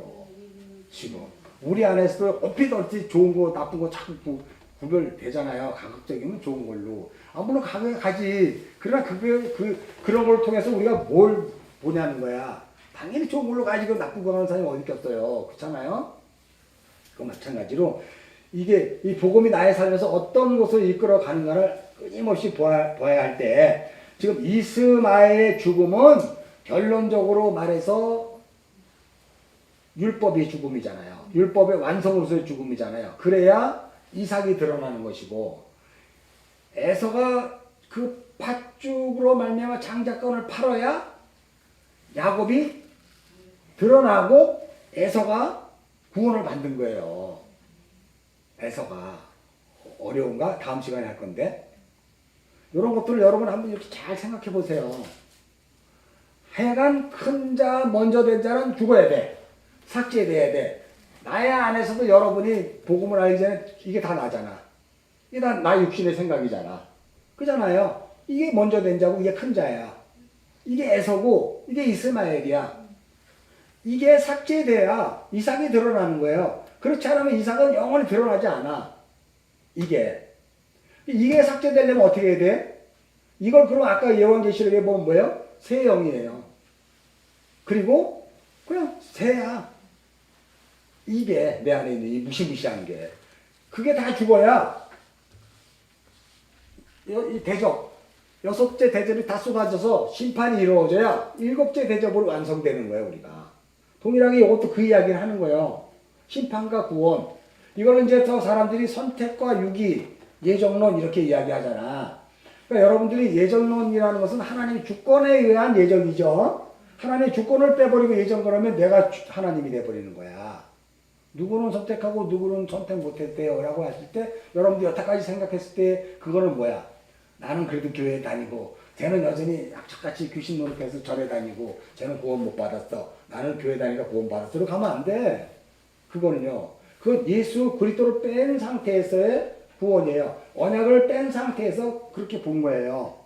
하나님의 주권을 빼버리면 안 되는 거예요. 그렇다고 해서 뭐 절에 다니는 사람이 하나님 주권에 있을 리는 없잖아. 안 다니는 사람도 하나님 주권 위에 있나? 아니잖아. 우리도 사는 거 보면 하나님의 주권을 하나도 인정 안 하잖아. 그냥 나는 내 하고 싶은 대로 살잖아. 그러다가 돌불에 넘어지면 이제 그때 정신 차려갖고 뭐 그냥 기도하잖아. 뭐 그것도 나쁜 건 아니죠. 그렇게 하나 깨닫게 하니까 하나의 주권으로 돌아오라는 거잖아요. 그러니까 이 예정, 선택과 유기도 여러분이 보면 로마서 보면 9장에 보면 다 성경 찾아봤죠? 찾아보면 거기에 뭐라고 얘기하냐면 하나님이 선택했단 말이야. 근데 거기에 무슨 단서가 있냐면 에서와 야곱은 뭐다? 쌍둥이다. 하나라 그러거든. 에서와 야곱은 남남이 아니고 하나라 그러거든. 먼저는 그거부터 설명해요. 네? 그러니까 우리 안에 에서와 야곱이 있다니까. 그러니까 선택과 유기는 우리 안에 선택되는 것이 있고 버려지고 유기당하고 삭제되고 심판당하는 게 있다니까. 그것이 하나님의 예정론이 먼저 봐야 될 눈이에요. 예정론으로. 우리 안에. 그리고 자꾸 상대를 보고 누구는 예정하고 누구는 선택 안 해서 이거 하면 안 돼. 왜냐면 누구가 구원받았고 누가 지옥 가는지 어떻게 알아 네가. 그러면 뭐라고 할 말이 있어. 없잖아요. 아니 삶을 보고 행위를 보면 알지. 삶과 행위를 봐도 몰라요. 거룩한 척하는 사람이 너무 많아가지고 위선이 많기 때문에 몰라요. 뭘로 알아요? 복음을 아느냐 모르냐? 물론 그것도 될 수 있어요. 중요한 것은 내 안에 아까 봤던 거 있잖아요. 그 새 영, 귀신의 영, 아카도로토스 분유마, 더러운 영. 그것을 내가 보느냐 못 보느냐가 가장 중요한 거야. 그것만 봐서는 안 돼. 이 날아다니는 새들이 있대 이거. 그냥 다 쪼고 막 그냥 이렇게 막 우리도 지금 이제 뭐 소문 퍼뜨리면서 그냥 막 이렇게 그냥 요즘은 이게 심하잖아. 인터넷 SNS 같은 거 그냥 막 치러 날르고 막 가짜뉴스 하고 이런 것들. 이게 말세가 되면 이게 더 안 나는 거야 이게. 그래서 여러분 시대가 빨리 오면 올수록 말씀을 다니해라 봉해라 가더라. 그냥 말씀 열어봐야 말씀도 이놈들이 다 이용해 먹어갖고 자기 걸로 싹 바꿔버리기 때문에 누구든지 복음을 찾을 길이 없어요. 이게. 그래서 지금이라도 이렇게 복음을 알고 있는 게 이게 9월의 때야. 이게 은혜의 날이고. 앞으로는요, 이게 정보가 빨라지고 계속해서 이게 뭐가 날아가지면 이 아래에 있는 새 영, 더러운 영들과 이 새들이 계속해서 문화와 문명을 좌우해버려요. 왜냐면 여러분이 보면 카인의 후예들이 있잖아요. 카인의 후예들이 뭐 있잖아. 두발간도 있고 문화와 문명과 통수자문자도 이게 이 인류 문명을 얘기하는 거다. 카인의 후예들이. 카인의 후예들이 계속해서 자기를 확장시키면 시킬수록 결론적으로 언약으로 말미암는 하나님의 창조의 계획은 자꾸 뒤로 밀려요. 깨달아 알아먹을 수가 없어요. 근데 다니엘 12장에서 그렇게 예언을 해버린 거야. 그러면 하나님은 뭐냐면 이 말씀을 자꾸 봉해버리는 거예요. 그러니까 우리가 뭐 지금 이렇게 인터넷에서 설교를 하고 뭐 이거 뭐 책으로도 만들었지만 이게 얼마나 남아있을지 모르지만 우리가 다 죽고 나서 어디엔가 한 권이 딱 있어서 그 한 영혼이 그걸 보고 알게 되더라. 그 한 영혼 때문에 있는 거지 우리 모두가 알자가 아니야. 왜? 하나님이 이걸 막아버리니까. 절대 우리가 알고 있는 이 복음과 이 성경에 놀라오신 그 계시를 아는 사람은 극소수예요. 정말로. 그래서 왜 그러면 왜 여태까지 그렇게 설교하고 하는 거 왜 없었어요? 이렇게 막 반증을 하는데 하나님 그걸 막아떼기니까 막아요. 못 오게 한다니까. 듣지 못하게 한다니까. 그러니까 여러분 그게 지금 여러분이 이 진리의 말씀이 들려지고 성경을 원어로 보고 하는 것에 대해서 기뻐하지 말고 오늘 굉장히 중요한 얘기를 했어요. 내가 사실은 이 25장에서 그것이 열방과 열국에 대한 이야기예요. 이게 그것들이.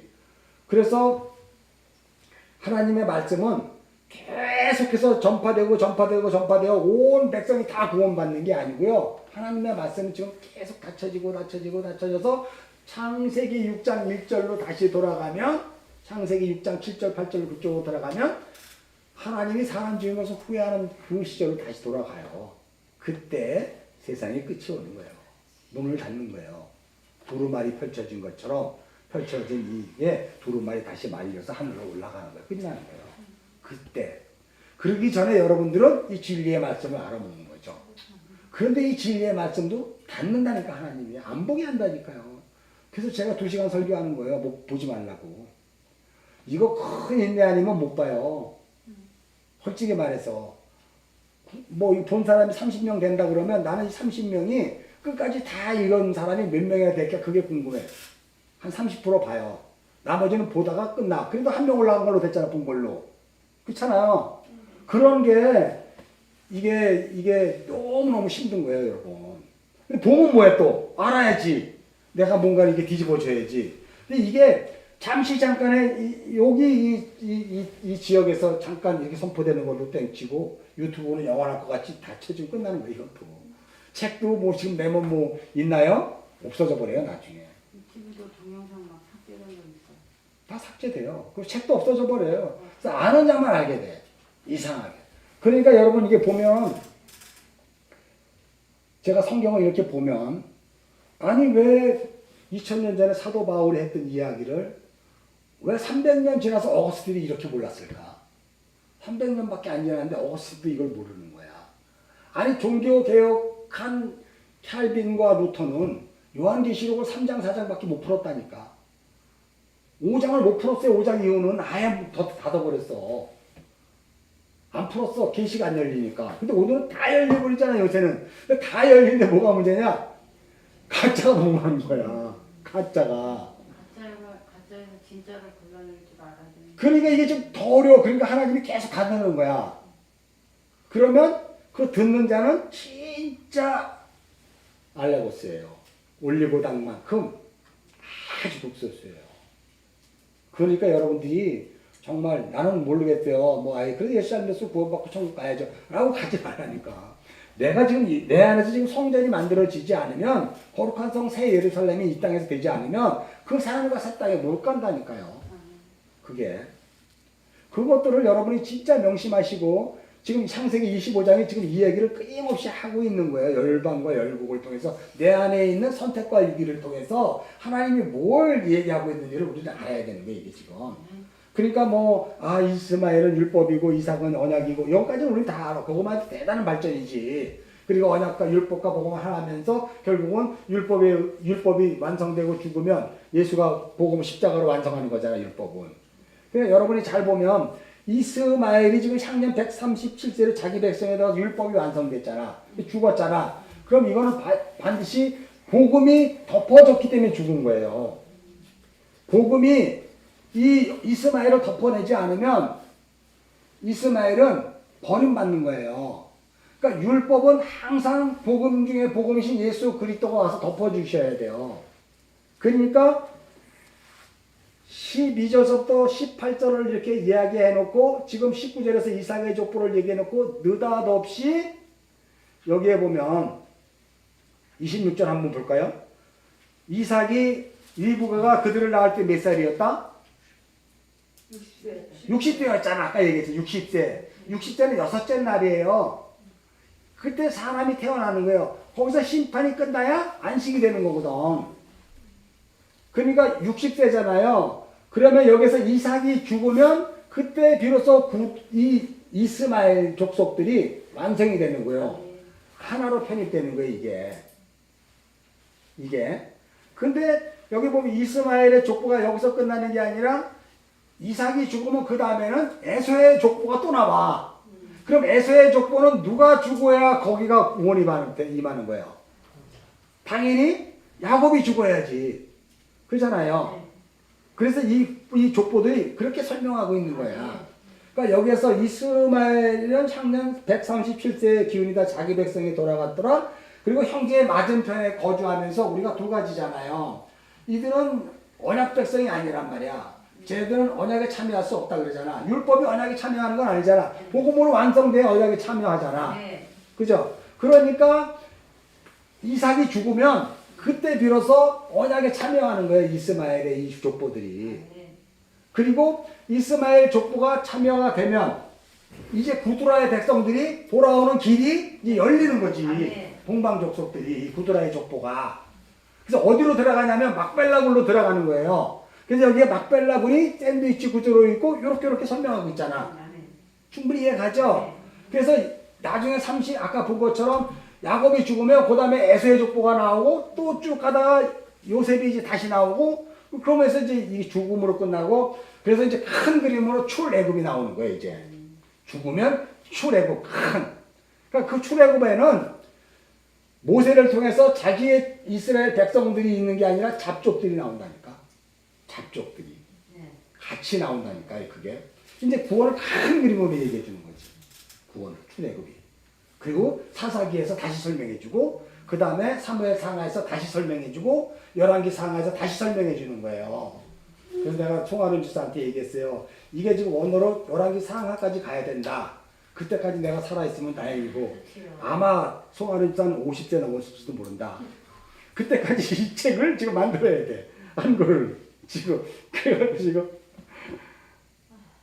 송하른 주사는 그렇게 가야 돼요. 아마 바랐겠는데 열왕기 솔로몬 성전 완성되는 것까지 내가 이거 했으면 좋겠어. 그때까지 하나님 살려주셨으면 좋겠어. 그때까지. 이게. 그러면 다행인데, 그러면 복음이 확 다 드러난 거니까. 그렇지 않으면은, 뭐, 어디지, 사사기에서 하나님을 올려보내시려나, 어디서 올려면 모르지만 하여간, 나는 그런 생각이 있어요. 그게 사명이기 때문에. 그래서 요즘 얘기를 해요. 11개 학까지는 끝나고 하나님 이런 얘기 내 나누는 집에 하고 있거든? 그러니까, 여러분들도 이걸 자꾸 지식으로 가야 되는데, 묵상집을 보면, 이제 댓글을 못 달더라고, 여러분이. 이게. 댓글을 못 다는 게 정상이죠, 당연히. 정상이잖아.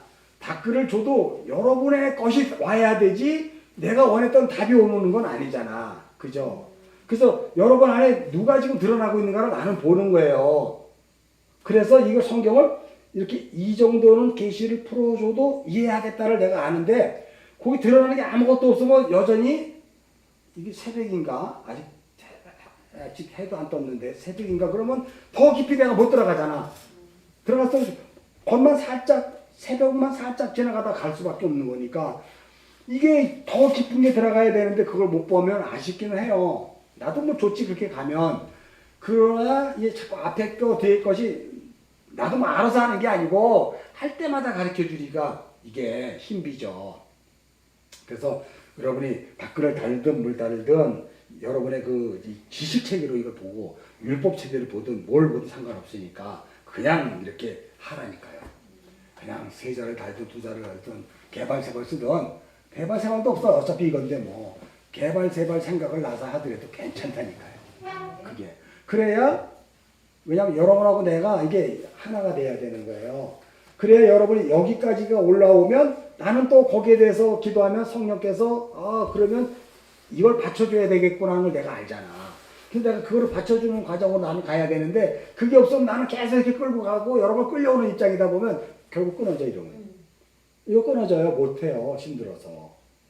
그러니까 나는 이제까지 여러분이 가는 거를 받쳐주는 입장을 해서 이제 계속 내가 이걸 가야 되는 게 맞기 때문에 그래요. 그래서 그것들을 자꾸 해야 되고 오늘 25장을 통해서 이제는 뭐 여태까지 했던 거 외에 전혀 다른 얘기를 했잖아. 창세기 24장에서 전혀 다른 얘기를 했잖아. 첫째 날부터 일곱째 날. 전혀 다른 얘기잖아. 25장에서도 전혀 다른 얘기 지금 하고 있잖아. 이게 복음이니까. 그만큼 여러분이 조금 깊어졌기 때문에 이 얘기를 내가 할 수 있는 거예요. 그러니까 여러분이 예수를 믿고 이걸 성경을 공부하고 하는 거에 대해서 그 나라는 존재는 누구이고 내가 예수를 보고 성경을 보는 눈은 어떤 눈으로 보는 건지를 여러분 스스로 한번 좀 파악하고 생각에 들어가야 되고 깊이 묵상 들어가야 돼요.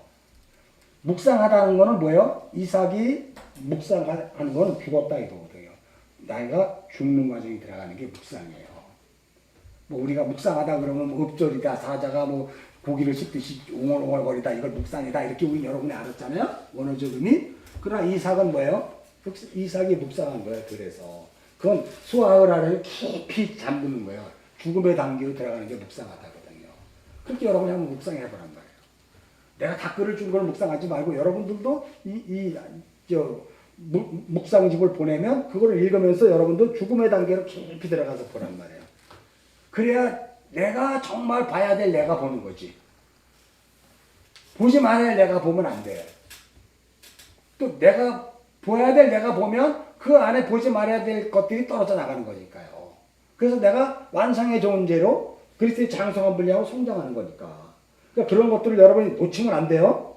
자, 그래서 모든 형제의 맞은편에 가있다는 건 당연히 뭐 율법이니까 언약에 들어가면 안 되는 거고, 율법적 기능은 당연히 어떻게 해요? 뭐 율법을 쏘는 자잖아, 그죠? 내가 쏘는 것이 무엇이냐, 사망아 내가 무엇이냐, 율법의 권세를 이야기하는 거잖아요. 권세를 우리를 계속해서 율법적인 것을 통해서 어떻게 돼요? 복음을 깨닫게 하는 거잖아. 행위 언약을 통해서 은혜 언약이 드러나게 하는 존재로 이스마엘이 있는 거고요. 19절에서부터 이제 26절은 여러분이 알다시피 지금 이삭의 족보인데 놀랍게도 40세에 이삭이 이제 어떻게 돼요? 자녀를 낳잖아. 아닌데 60세에 낳았다 그랬잖아. 40세에 리브가를 맞이했잖아. 40이라는 건 뭐냐면 이삭이 이제 진리의 말을 할 때가 된 거예요. 이삭이 광야의 시험을 다 끝나고 율법적 어떤 그런 상태가 완성이 되어 이제 진리의 말을 하게 된 거예요. 그럴 때 비로소 이거는 잘 생각하셔야 돼요. 이 이삭의 족보는 성령의 개입이에요. 성령과 하나 되는 개입이란 말이에요. 그래서 이삭이 40이라는 것은 예수님이 40일을 광야에서 시험을 삼을 때 성령이 더 수종된 것과 마찬가지로 이삭이 40이 될 때 진리가 어떻게 완성됐어? 성령이 그렇게 해주시는 거예요, 이게. 이 이삭의 관계는. 거기까지만 여러분 이해를 하세요. 자, 그래서 여기에 보면 20절에 리브가는 바단의 아람 족속 중 부두엘의 딸이요 아람 족속 중 라반의 누이였다 그래. 근데 이게 이 이삭의 족보를 설명하고 이삭은 40세가 되어 이제 이 언약 아내를 맞이할 때가 됐는데 그 아내를 뭐라고 소개를 하냐면 장황하게 소개를 하는 거야. 그럼 여러분은 이제 이걸 알아야 돼요. 리브가는 바담 아람 족속 부두엘 딸 아람 족속 라반의 누이라고 하는 것을 알아야 되는 것은 이미 창세기 22장에 살짝 드러냈거든. 창세기 22장 20절에서 24절에 그 아람의 족보가 드러났잖아요. 그리고 여러분이 계속 묵상을 통해서 그 늙은 종이 아람에 가서 첫째 날부터 일곱째 날의 과정을 통해서 왜 여기에서 자손을 해야 되는지 그게 바로 야곱의 12 아들이 여기서 생산해내는 건지 알고 있잖아. 그쵸? 그러니까 결국 잘 보면 여러분 보세요. 이삭의 족보는 이러하니라라고 해놓고 이삭은 40세에 리브가를 맞이했는데 리브가의 얘기가 엄청 더 많아. 이삭의 얘기보다. 그리고 앞으로 이삭의 얘기는 별로 없어. 그럼 뭐예요? 다 리브가의 얘기가 많아요. 바로 뭐냐면 이게 워낙 백성을 만드는 자궁을 이 리브가가 가지고 있기 때문에 그래요.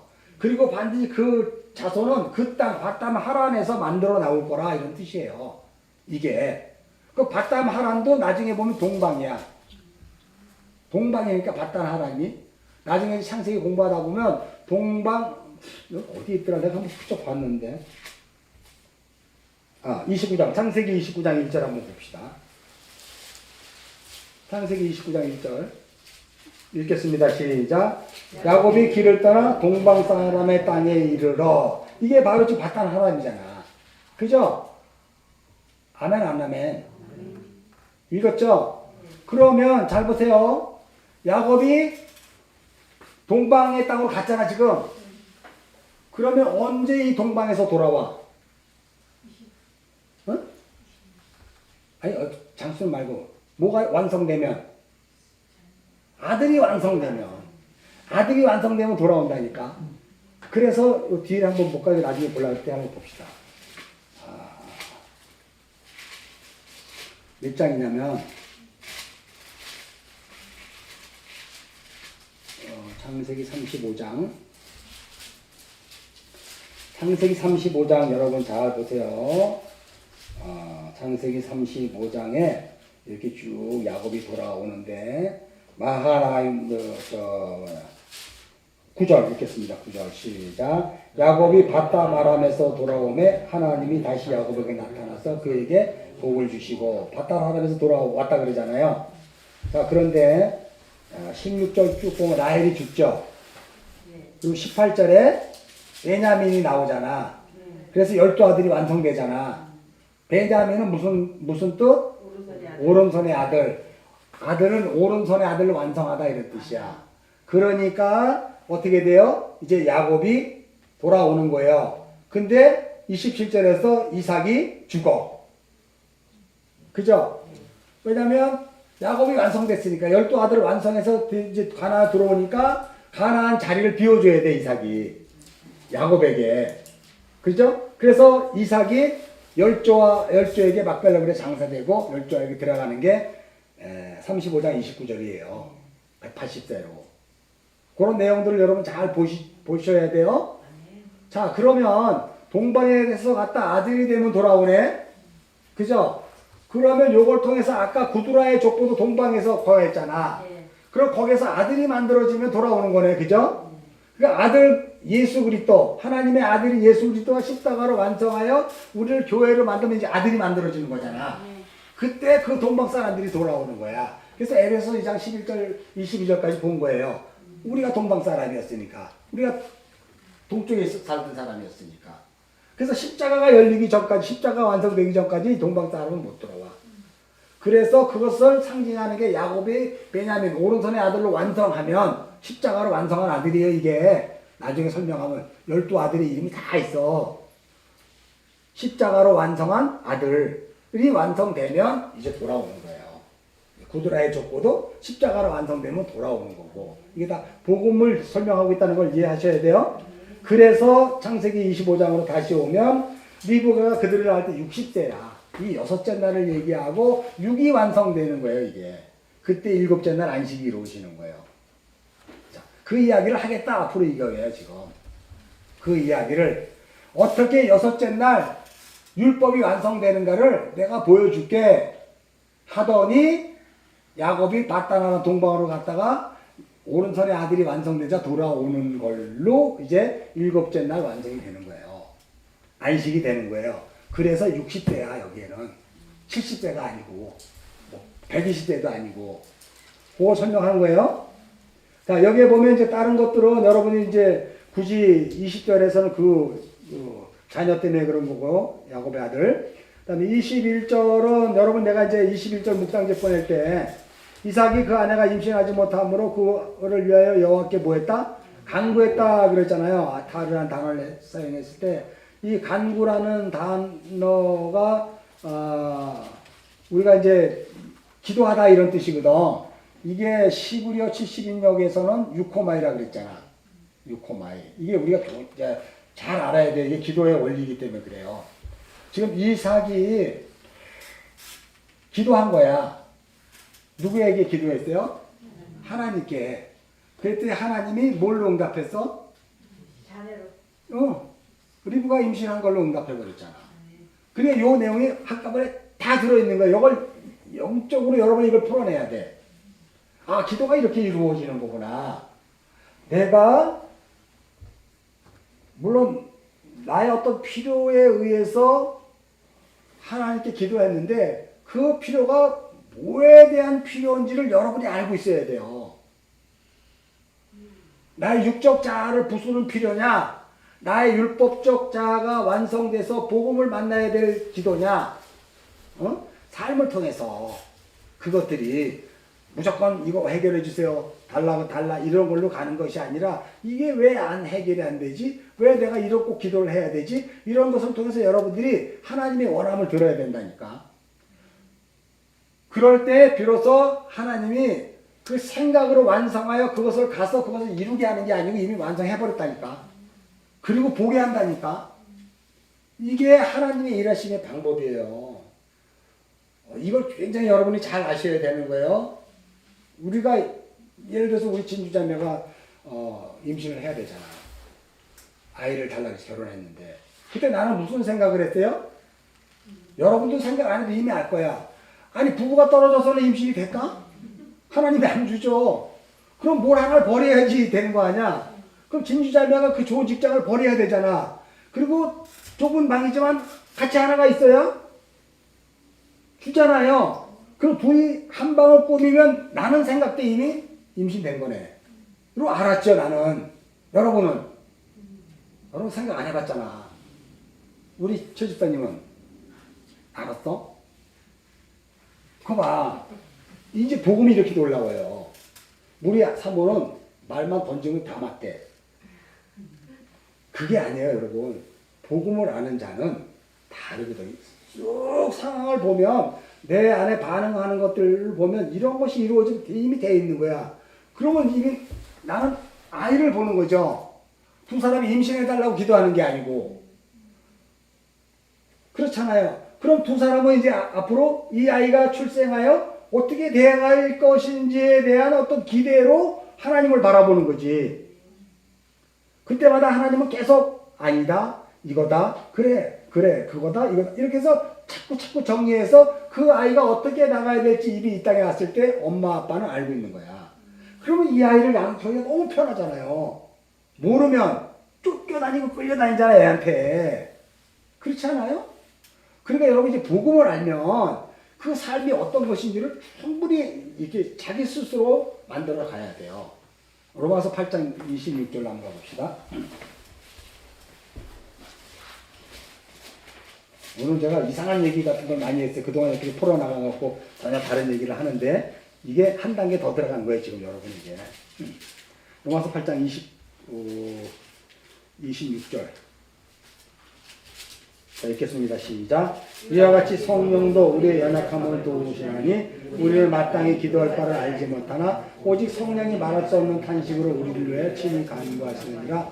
마음을 살피시는 이가 성령의 생각을 아시나니 이는 성령이 하나님의 뜻대로 성도를 위하여 간구하심이라. 이건 다 알잖아요. 요 지금 이삭이 간구하니라가 바로 요거거든. 그러니까 성령께서 이미 그 모든 것들을 다 아시는 거예요. 성령의 생각, 성령이 우리의 생각을 살피듯이 우리도 성령의 생각으로 하나님의 마음을 살피는 거지. 그게 한나의 기도잖아요. 마찬가지로 우리도 이 땅에서의 기도고 우리의 삶, 기도하며 나아가는 삶이에요. 그게 기도의 자세고 신앙인의 자세고. 이게 어렵다고 생각하지 마세요, 여러분. 자, 창세기 25장 다시 봐요. 그러니까 그냥 아이로 보여주는 거예요, 하나님은. 왜냐면 내가 그것을 통해서 아이를 만들어내지 못하게끔 하나님이 만들어버리셔 버린다니까. 그게 하나님의 주권이야. 그와 마찬가지로 예정론도 마찬가지예요. 하나님이 하시는 거예요. 선택하기 위해서 어떤 내 안에 있던 다른 존재를 삭제시켜 버리는 거예요. 유기시켜 버리는 거예요. 그리고 그것을 선택함으로 말미암아 하나님의 아들을 만들어 버리는 거지, 이게. 그래서 요 기도의 다음에 이제 선택적 이중 예정론이 나오는 거예요. 여기에서 비로소.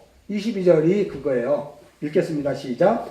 그 아들들이 그 태 속에서 서로 싸우는지라 그가 이르되 이럴 경우에 내가 어찌할꼬 가서 여호와께 묻자. 당연히 여호와께 묻어야죠. 그죠?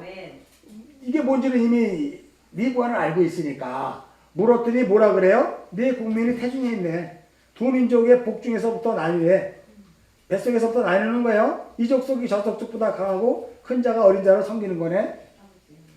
그러니까 해산하는데 쌍태라. 먼저 나온 자는 붉어요. 큰 자예요. 강한 자예요.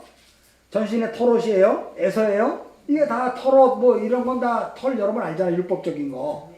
그잖아요. 그리고 후에 나온 아우는 손으로 에서의 발꿈치를 잡은 거예요. 그러니까 율법과 복음이 하나 이거 떨어지면 안 돼. 이걸 붙잡은 거예요. 그래서 발꿈치를 잡다가 아케부잖아. 아케부. 그리고 야곱의 이름이 아야케부고. 그리고 야복강이 아카바 이래요. 야복강이. 그래서 야곱이 야복강에서 환도뼈가 위골되는 게 발꿈치가 들렸다 그런 뜻이에요. 예수님이 가로운 유다위에서 발꿈치가 들려야 십자가에 들리는 거예요. 그게 야곱의 후손으로 온 이스라엘이라고 하는 유다 지파가 예수님을 발꿈치 들리게 하는 거예요. 그게 야곱의 역할이고 그것이 창세기 3장 15절에서 여인의 후손은 뱀의 머리를 또 그리고 뱀의 후손은 여인의 후손의 발꿈치를 묻는 거예요. 이게 창세기 3장 15절에. 요게 그래서 거기 야곱이 개입되는 거예요. 그러니까 야곱은 뭐 좋은 사람 이렇게 하는 것이 아니고 야곱은 언약 백성인데 율법의 발꿈치를 잡아요. 그럼 예수가 율법으로 왔거든. 율법 아래로 오셨거든. 율법의 주체로 오셨거든, 예수가. 근데 야곱이 그 발꿈치를 잡고 나오는 거야. 여기 에서를 잡고 나오시. 그러자 예수가 발꿈치가 들리는 거죠, 이게. 이게 십자가의 복음을 설명하는 거예요, 이게. 야곱이 그 손으로 발꿈치를 잡은 거예요. 이런 것들도 여러분이 나중에 지금은 이해를 못하지만 나중에 쭉 지나가 보면 다 이해할 거예요. 그러니까 제가 뭐 은30냥에 예수 팔아먹은 가론이다가 창자가 터져가지고 뭐 나그네 묘지를 샀다. 그것도 복음으로 여러분이 이제 처음 알았잖아. 다른 사람이 그거 얘기하면 이게 무슨 소리예요 이럴 거야. 자기들이 알고 있을 때 가론주당 구원 못 받았는데 이게 그 얘기하는 거 이런다고? 마찬가지로 지금 에서의 발꿈치를 잡았다는 얘기는 뭐냐면 예수 그리스도 율법으로 오신 예수를 발꿈치로 잡아 십자가에 죽여야 야곱이 그가 그리스도로 부활하는 거예요. 그가 율법을 완성하는 거예요. 이게 그 그림이라고. 다 아시죠? 그래서 에서가 손으로 야곱이 에서의 발꿈치를 잡은 거야. 그럼 여기서 에서는 뭐예요? 율법이잖아. 율법을 손으로 잡은 거잖아. 율법의 초원화가 예수라니까요. 예수가 율법 아래로 오셔서 그 모든 율법을 어떻게 해요? 완성하셨잖아. 십자가로. 이게 그 그림이란 말이에요. 그래서 거기까지 여기 지금 설명을 했어요, 여러분이. 자, 그래서 요거 나중에 하시고 그때 60세다 여기까지예요.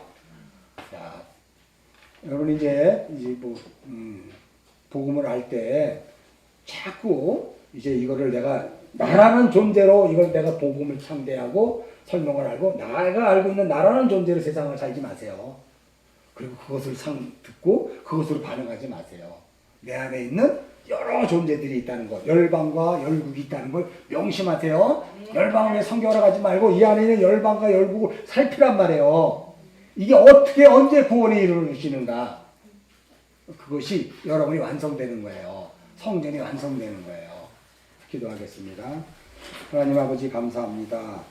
오늘 창세기 25장을 통해서 구두라의 족보와 이스마엘의 족보와 이삭의 족보를 통해서 어떻게 내 안에 있는 열방과 열국이 선택과 유기가 되어 하나님의 예정론 안에서 완성되는가를 보여주시니 감사합니다. 하나님의 큰 뜻이 우리 안에서 완성되는 그날까지 생명의 말씀이 항상 이곳에서 선포되어 모든 백성들이 또한 그 목을 축이는 놀라운 은혜가 있게 하여 주옵소서. 우리 주 예수 그리스도 이름 받들어 감사 기도드렸사옵나이다. 주기도문으로 마칩니다. 하늘에 계신 우리 아버지여 이름이